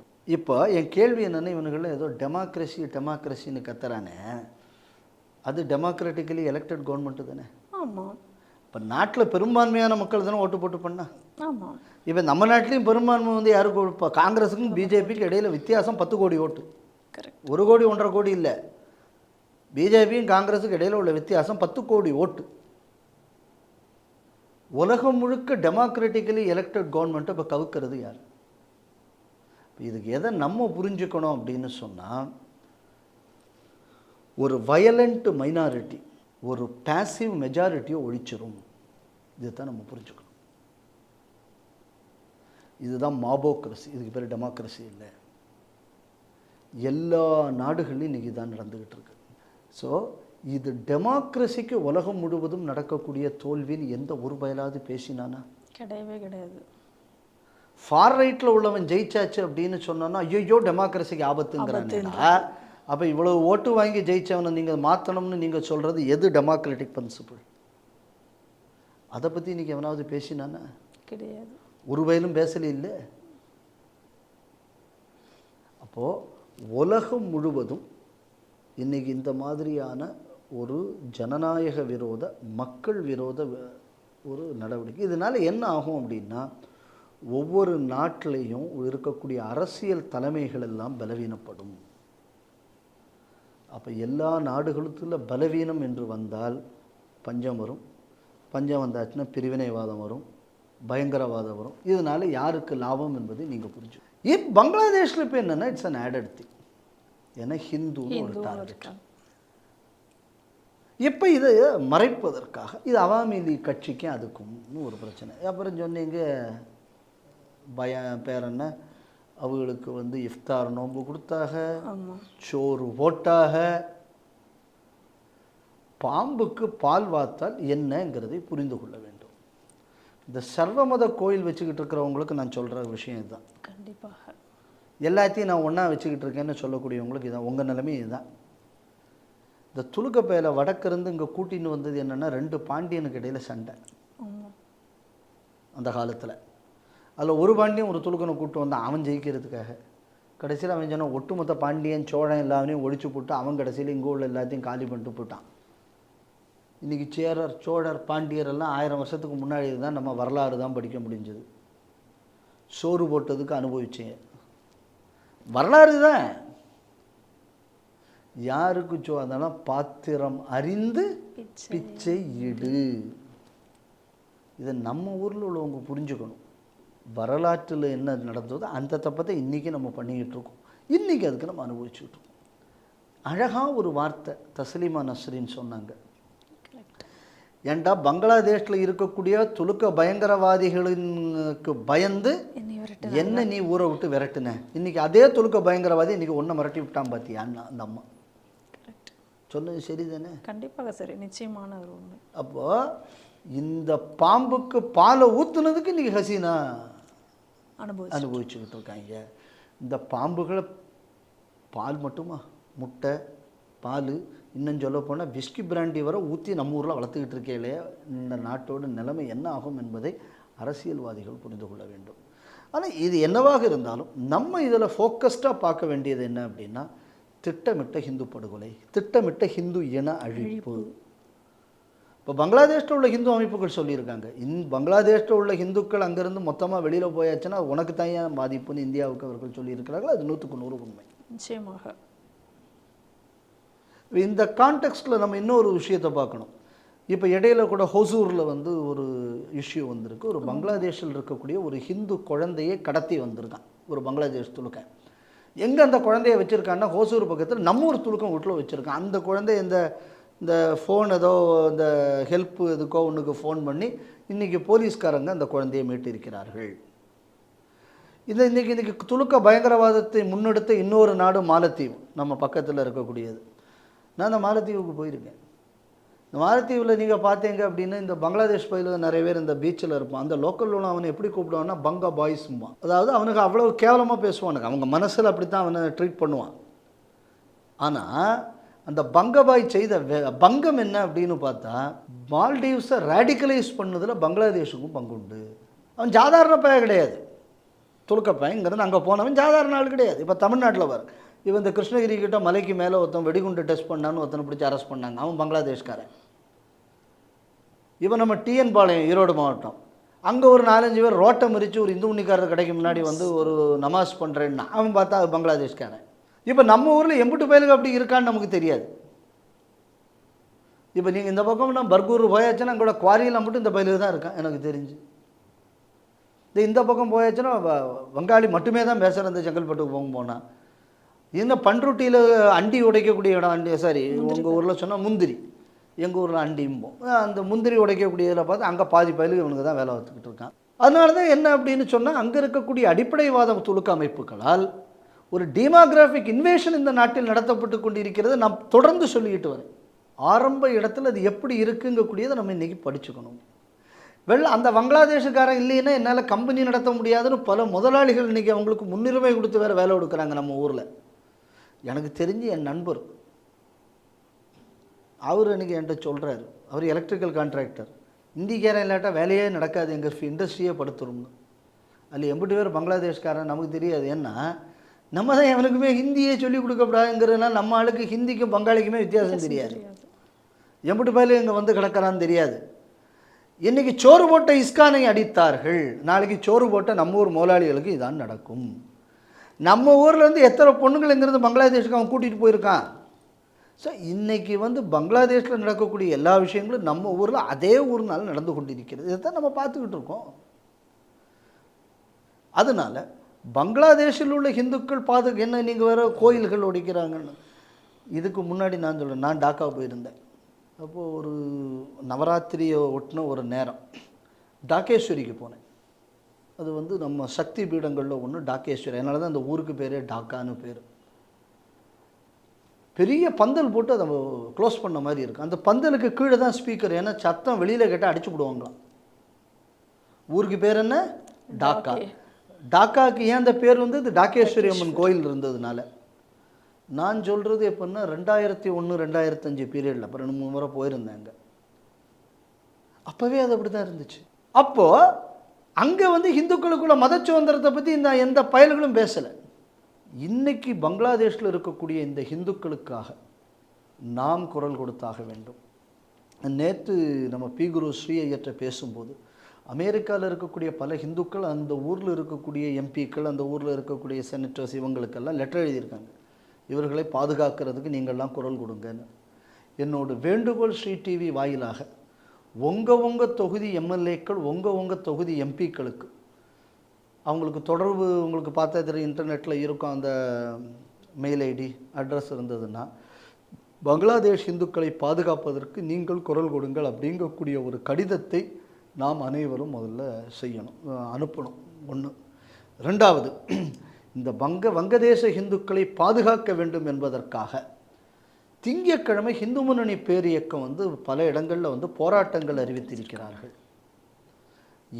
உங்கள் பகுதியில் பக்கத்தில் போராட்டம் எங்கே இருக்குதுன்னு கேட்டுக்கிட்டு அந்த போராட்டத்தில் நாம் அனைவரும் கலந்து கொள்ள வேண்டும். இன்றைக்கி பங்களாதேஷில் நடக்கிறது, நேற்றுக்கும் நமக்கு நடந்தது, நாளைக்கும் நமக்கு நடக்க வாய்ப்பு இருக்குது. அதனால் இந்த போராட்டத்தில் நம்ம பெரிய அளவில் கலந்து காட்டாச்சுன்னா அவர்கள் அனாதையாக்கப்படுவார்கள். அவர்கள் அனாதைன்னு தெரிஞ்சுன்னா அவங்கள ஒன்றும் இல்லாமல் ஆக்கிவிடுவாங்க. அதுக்கடுத்து India it's a matter of years for them to finish. இதை புரிஞ்சுங்க. நம் ஹிந்துக்களுக்காக நாம் வீதியில் இணைவோம். ஹிந்து முன்னணியின் திங்கட்கிழமை நடக்கக்கூடிய போராட்டத்தில் பெருந்தரளாக கலந்து கொள்வோம். காஷ்மீரில் இந்துக்கள் போராடிய போது நம்ம செய்த தப்பை இப்பொழுது செய்யாமல் இருக்கணும். கண்டிப்பாக. வங்கதேச கலவரத்தை பற்றி பார்த்தோம். அடுத்து பிரிட்டனிலும் இதை அடுத்து கலவரம் நடந்து கொண்டிருக்கிறதே நம்ம பார்த்து கொண்டிருக்கிறோம்.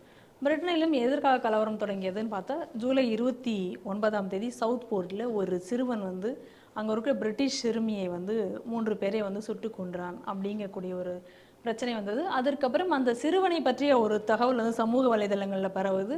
அவன் வந்து ஒரு இஸ்லாமிய மைக்ரெண்ட், உள்ளேருந்து எமிக்ரெண்ட் அவன் அப்படிங்கிற மாதிரியான ஒரு தகவல் உள்ள பரவுமே.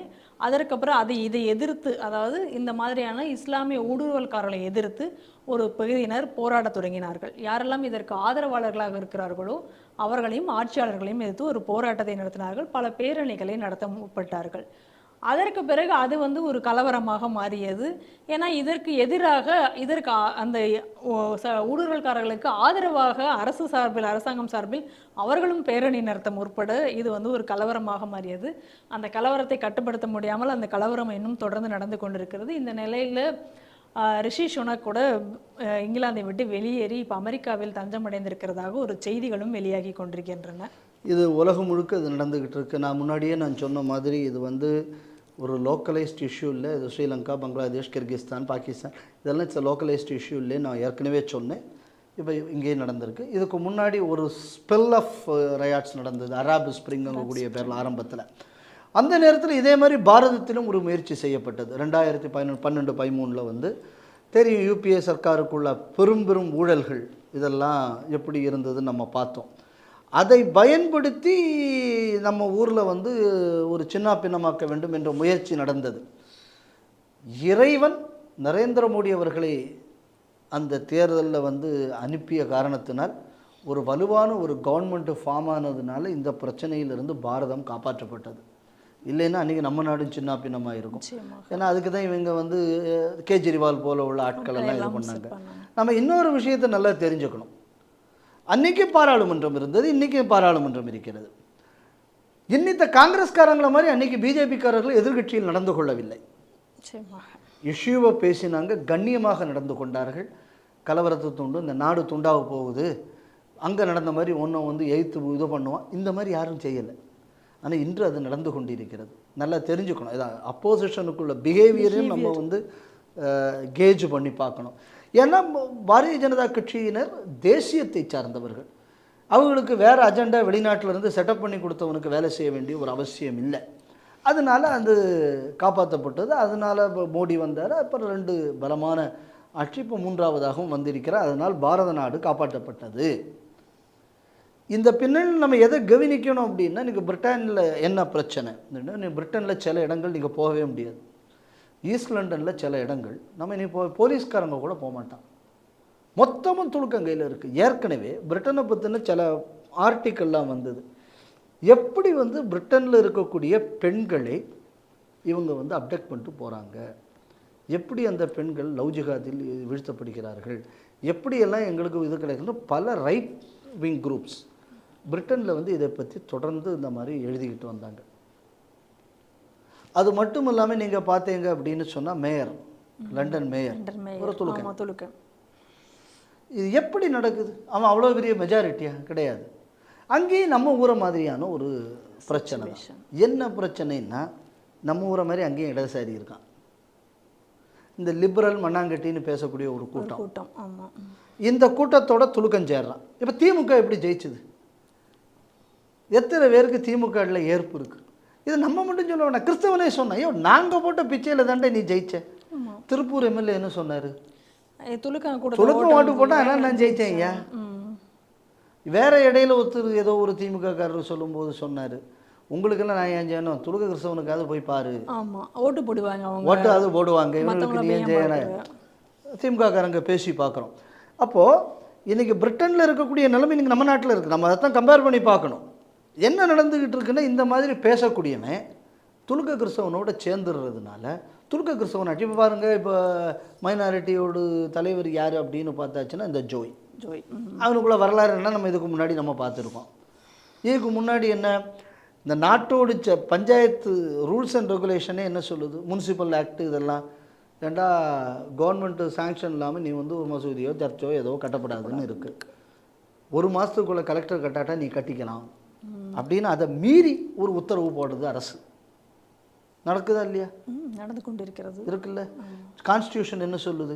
அரசாங்கத்துக்குள்ள பணம் ஒரு மதத்துக்குன்னு தனியாக செலவு செய்யப்படக்கூடாது. இதுதானே கான்ஸ்டிடியூஷன். ஆனால் மைனாரிட்டி ஸ்கீம்னு சொல்லி கவர்மெண்ட்லேருந்து காசு போகுதா இல்லையா? அப்போ ஒரு அன்கான்ஸ்டியூஷனல் வேலை நடக்குதா இல்லையா? நிறையவே நடக்குது. அப்போது ஒரு நாட்டின் சட்ட திட்டங்கள், அந்த நாட்டால் மதிக்கப்படக்கூடிய அரசியல் சாசனங்களே தூர எறியப்படுகின்றன எப்போ இந்த மாதிரியான ஒரு கூட்டணி அமையும் போது. இன்னைக்கு அந்த கூட்டணி தான் பிரிட்டனின் வெற்றிக்கு காரணம். இது காரணம் என்ன? இதுவும் பாருங்கள், நம்ம நாட்டில் உள்ள ஹிந்துக்களுக்குள்ள இதே மென்டாலிட்டி. இவனுக்கு தான் நான் போனேன், என்ன பார்த்தா அவன் சிரிக்கலை, நான் 4 பேருக்கு ட்ரான்ஸ்ஃபர் பண்ணித்தான்னு கேட்டேன், அவன் ஒரு ஆளுக்கு தான் ட்ரான்ஸ்ஃபர் வாங்கி தந்தான், பாக்கி 3 பேருக்கு அவன் பண்ணலை. அதுக்கப்புறம் அவன் மந்திரியாக இருந்தான், அவன் எம்பியாக இருந்தான், அவன் எம்எல்ஏயாக இருந்தான். நான் அவன்கிட்ட வந்து இந்த பாலத்துக்கு கான்ட்ராக்ட் எடுத்தானே, அவன் எனக்கு செய்யலை. இந்த மாதிரி நம்ம ஒரு 1000 காரணம் சொல்லுவோம். அதுக்கப்புறம் அவர் நான் போகும்போது மூஞ்சியை திருப்பிக்கிட்டாரு, ஸோ அதனால் நீ என்ன பண்ண போகிற, அதனால் நான் வந்து அவனுக்கு ஓட்டு போட மாட்டேன். எப்படி கொஞ்சம் பேர் கிளம்புனானுங்க நம்ம நாட்டில். இதே மாதிரி தான் அங்கேயும் கிளம்புனான். எல்லாரும் சேர்ந்து லிபரலில் ஓட்டு போட வச்சான் இந்த பயல்களை. அதோட நிலைமை என்ன? கொல்றான், எதிர்த்து மக்கள் போராடுறான், உள்ளூர்காரன். இந்த துலுக்கம் வந்து ஹிந்துக்கள் இருக்கக்கூடிய சதவீதம் கூட துலுக்கம் கிடையாதுங்க. ஆனால் இந்த நாட்டில் இருக்கிற லோக்கல் வெள்ளைக்காரன், நாட்டில் இருக்கக்கூடிய ஹிந்துக்கள், இவங்க அவ்வளோ பேர் அவன் இன்றைக்கி ஓட விட்டுக்கிட்டு இருக்கான். காரணம் என்ன? அந்த நாட்டில் இருக்கக்கூடிய மெஜாரிட்டி பேசிவாக இருக்குது. இந்த நாட்டில் இருக்கக்கூடிய மெஜாரிட்டி வந்து எனக்குள்ளே இருக்கக்கூடியவன்லேயே நான் எப்படி விரோதியை பார்க்குறது, அந்த சிந்தனையில் நம்ம பிஸியாக இருக்கோம். சரி, நாளைக்கு இந்த துலுக்கம் வந்துட்டான்னா முதல்ல இந்த லிபரலை விட்டால் வைக்க போகிறேன், வாய்ப்பே இல்லை. முதல்ல நீ மாறி இல்லைன்னா ஒன்றை தாண்டா போட்டு தள்ளி வைங்க போகிறான். தானே நடக்க போகுது. ஏன் இப்போ பாருங்க, உலகத்தில் வந்து துலுக்குனால அதிகம் கொல்லப்படுறது துலுக்கம் தானே. ஷியாங்கிறான், சுன்னிங்கிறான், அகமதியாங்கிறான், அதுங்கிறான், இது இவனுங்க தானே எதையும் கொண்டுக்கிறான். அவனுங்களுக்குள்ளே அவனுங்களால் கொல்லாமல் இருக்க முடியல. அவன் நாளைக்கு ஒரு நோயாக விட்டு வைக்க போகிறான். ஸோ இந்த அடிப்படை விவரம் கூட இந்த நாட்டில் எந்த நாட்டில் உள்ளவனுக்கும் இல்லை. அவனே லிபரல் முஸ்லீமாக இருக்கிறவனை ஏற்றுக்க மாட்டேங்கிறானே. ஸோ இதுதான் இன்றைக்கி உள்ள இந்த சிச்சுவேஷன். இன்றைக்கி பிரிட்டனில் உள்ள நிலைமை இன்றைக்கி இப்படி தான் இருந்துக்கிட்டு இருக்கு. இன்றைக்கி இந்த உள்ளூர்காரங்க இதுக்கு வந்து அரசாங்கம் ஆதரவு தெரிவிக்கிறது. இதை நம்ம எப்படி பார்க்கணும் அப்படின்னா, எலெக்ஷனில் பூத் ஏஜெண்ட் வச்சுருக்காங்க. பூத் ஏஜென்ட்டுக்குள்ளே வேலை என்ன? ஒரு கட்சியோட பூத் ஏஜென்ட்டு ஒருத்தன் ஓட்டு போட வரான். அந்த அட்டையில் இருக்கிறதும் அந்த கீழே இருக்கிற எலக்ட்ரல் ரோல்லையும் வந்தாலும் இது சரியான மூணையும் சரி பண்ணி மூணும் சரியானு பார்க்கணும். அதானே இதானே எலக்ட்ரல் ஒரு பூத் ஏஜென்ட்டுக்குள்ளே வேலை. மேலூர்கிட்ட ஒரு பொம்பளை வந்துச்சான். அது ஒரு அட்டையை தூக்கிட்டு வந்துச்சான். அது பரதாவை போட்டுக்கிட்டு வந்துச்சான். அதை காணியம்மா நீ தான் அதான் நான் செக் பண்ணணும்னு ஒரு பிஜேபிக்காரன் கேட்டான்னா, அந்த ஆள் பிடிச்சி அரெஸ்ட் பண்ணிவிட்டான். ஆமாம், இது எப்படி செய்யலாம் அப்படின்னு பீரிட்டு எழுந்தது யார் அப்படின்னா, இந்த ஏதோ ஒரு கனிமொழியா, ஆமாம், அதுதான் அப்படியே கனிஞ்சு கத்திச்சான். அது ஏண்டா அப்போ அவன் அந்த தானே அவன் வேலை. இந்த வேலையைத்தானே அங்கே இருக்கிற ரிட்டர்னிங் ஆஃபீஸர் பார்க்கணும். ரிட்டர்னிங் ஆஃபீஸர் உறுதி பண்ணணுமா வேண்டாமா? சரி, இந்த பக்கம் உனக்கு காட்டுறதுக்கு கஷ்டம், ரிட்டர்னிங் ஆஃபீஸர்கிட்ட எப்படி தூக்கி காட்டியிருக்கலாம்ல. அப்போது அந்த ரிட்டர்னிங் ஆஃபீஸருக்குள்ள கடமையை அந்த ரிட்டர்னிங் ஆஃபீஸர் செய்வதற்கு வாய்ப்பு இல்லை. ஏன்னா வந்தவங்க அந்த கம்யூனிட்டியாக, அதனால் செய்யப்படாதான். இப்படி வந்து இந்த நாட்டில் லிபரலுங்கக்கூடியவங்க இருக்கும்போது எந்தெந்த நாட்டு சட்டத்தை கூட நீ மதிக்க வேண்டாம், நீ எனக்கு ஓட்டு போட்டால் மட்டும் போதும், இப்படி இடம் கொடுத்ததுக்கு தான் இன்றைக்கி இது நடந்துக்கிட்டு இருக்கு. வெடிகுண்டு வைப்பான், சிலிண்டர் வெடிச்சதும் ஒரு மந்திரி தான் நம்ம ஊரில் நடந்துச்சு. இதே தான் அங்கே நடக்குது. இப்போ நிலைமை என்ன பாருங்கள், இவனுக்கு தான் என்னென்னா டெமோக்ரஸி வாய்ஸ் எல்லோரும் நீ ஸ்கட்டில் பண்ணுற. சரி, இவ்வளவு நாளும் வேறு கட்சி ஆட்சியில் இருந்தது இல்லை, அவங்க கட்சி ஆட்சியில் இருந்தது இல்லை, கன்சர்வேட்டிவ் ஆட்சியில். அப்போ நீங்கள்லாம் அங்கே கத்திக்கிட்டு தானடா இருந்தீங்க. ஆனால் உங்கள் ஆட்சி வந்த உடனே கன்சர்வேட்டிவ்காரனுக்கு அந்த நாட்டிலே இருக்க முடியலை அப்படின்னு சொன்னால், இதில் லிபரல் டெமோக்ராட்டிக்கா இல்லைன்னா கன்சர்வேட்டிவ் டெமோக்ராட்டிக்கா? Who is democratic? நீ கத்துன, நீ பேசுன, தேசத்துக்கு விரோதமான விஷயங்களை வரை நீ பேசின, தேசம் துண்டாடுவதற்கான விஷயத்தை வரை நீ பேசின, அந்த நாட்டின் சட்டத்தின் எல்லையை மீறி நீ போன. ஆனால் அந்த நாட்டின் எல்லைக்குள்ளேயே இருக்கக்கூடியவனால இருக்க முடியல அப்படின்னு சொன்னால், இந்த உலகத்தில் எவன் வந்து இந்த லிபரலும் டெமோக்ரஸியும் அதிகம் பேசுகிறானோ அவனை மாதிரி டெமோக்ரஸிக்கு துரோகி எவனும் கிடையாது. இதுதான் இன்றைக்கி வந்து இங்கே இங்கிலாண்டில் நடந்துருக்கு. இதே தான் இன்றைக்கி வந்து அமெரிக்காலையும் நடந்துக்கிட்டு இருக்கு. இந்த லிபரல் குரூப் நீங்கள் இது பின்னணி பார்த்தேன்னா இதில் எல்லா இடத்துலையும் சைனீஸ் இன்ஃப்ளூயன்ஸ் நீங்கள் பார்க்கலாம். இந்த சைனீஸ் இன்ஃப்ளூயன்ஸு என்னங்கக்கூடியதை புரிந்து கொள்ளாமல் என்று அவர்களை உள்ளே விட்டார்கள். இன்றைக்கி அதை எப்படி ஹேண்டில் பண்ணுறது? ஏன்னா அதை சரி பண்ணுற மெக்கானிசம் கிடையாது. ஏன்னா ஆல்ரெடி நீங்கள் இந்த மெட்டீரியலிஸ்டிக் ஐடியாவை மட்டுமே கொடுத்து எல்லா மனிதனையும் அடிப்படையில் சப்பட்டையாக்கிட்டேன். இது மிஷினரி பண்ண வேலை முதல்ல. இன்றைக்கி நீ ஒரு மனிதனுக்குள்ள அடிப்படை தன்மை அவன்கிட்ட தொலைச்சதுக்கப்புறம் நீ எங்கே வந்தாலும் அவன் இப்படி தான் போயிட்டுருப்பேன். இந்த ரைட்ஸ் பேஸ்டு நீ தானே முதல்ல ஆரம்பித்த. அதனால் நீ என்ன பண்ண? மக்களை பண்பாட்டிலிருந்து பிரித்தாய், மக்களை தேசபக்தியிலிருந்து பிரித்தாய், மக்களை தர்மத்திலிருந்து பிரித்தாய், சுயநலம் மட்டுமே என்ற எண்ணத்தை ஏற்படுத்தினாய். இன்றைக்கி அதுக்கு நீ அனுபவித்து கொண்டிருக்கிறாய். இன்றைக்கி பிரிட்டனில் நடக்கக்கூடிய இந்த விஷயம் பாரத நாட்டிலும் ஆரம்பிக்கிறது. இதை சரி பண்ணக்கூடிய நடவடிக்கையை நாம் செய்யாமல் இருந்தோம். இன்றைக்கி பாருங்கள், இன்றைக்கி இந்த பிஹேவியர் அங்கே வந்து இந்த லிபரல் இந்த துலுக்கனோட பிஹேவியரும் நம்ம ஊரில் இருக்கிற எதிர்கட்சி பிஹேவியரும் பாருங்கள் சிமிலராக இருக்கும். ஆனால் ஒன்று புரிஞ்சுக்கணும், நம்ம நாட்டில் வேறு சைனாவோ அமெரிக்காவோ இல்லை இந்த மிஷினரிகளோ ஒன்று புரிஞ்சுக்கணும், அந்த நாடுகளில் அதெல்லாம் நடக்கும். ஹிந்துக்கள் பெரும்பான்மையாக இருக்கும் வரை பாரத நாட்டில் அது நடக்காது. அதனால் பாரத நாடு காப்பாற்றப்படணும்னா இந்த நாடு இந்து பெரும்பான்மையாக இருக்க வேண்டும். இந்த அடிப்படை வேலையை நம்ம செய்தோம்னா பிரிட்டனில் ஏற்பட்ட நிலை நம்ம நாட்டுக்கு ஏற்படாது, வங்கதேசத்தில் ஏற்பட்ட நிலை இங்கே ஏற்படாது, இலங்கையிலும் பாகிஸ்தான்லேயும் கிர்கிஸ்தான்லேயும் ஏற்பட்ட நிலை இங்கே ஏற்படாது. இந்த அடிப்படையை நாம் புரிந்து கொள்ள வேண்டும். ஏன்னா உலகத்தில் நடக்கக்கூடிய ஒவ்வொரு நிகழ்வும் நமக்கு ஒரு படிப்பினையை கொடுக்கும். இன்றைக்கி பிரிட்டனில் நடந்த நிலையோடு படிப்பினை. இப்போ பழைய பிரைம் மினிஸ்டருக்கு அந்த நாட்டில் இருக்க முடியல. ஏன்? ஒரு கரப்ஷன் சார்ஜ் இருக்கா அவர் மேலே? கிடையாது. ஒரு கரப்ஷன் சார்ஜ் இல்லை. அப்புறம் இருக்க முடியலைன்னா அப்போ ஏன் இருக்க முடியல? அப்போது ஒரு கன்சர்வேட்டிவ் வியூவே இந்த நாட்டில் இருக்கக்கூடாது. அப்போ இது இல்லாமல் வேறு எது ஃபேசிசம்? வேறு நாட்டிலையாவது கரப்ஷன் சொன்னேன். அதுவும் இம்ரான்கான் மேலே சொன்னது அவர் வாட்ச் வாங்கி விட்டார். பெரிய கரப்ஷன் சார்ஜ் இல்லை அதெல்லாம். ஸோ இது நம்ம எதை புரிஞ்சுக்கணும்னா, இப்போ இங்கிலாண்டில் அந்த சார்ஜும் இல்லையா அவர் மேலே? கிடையாது.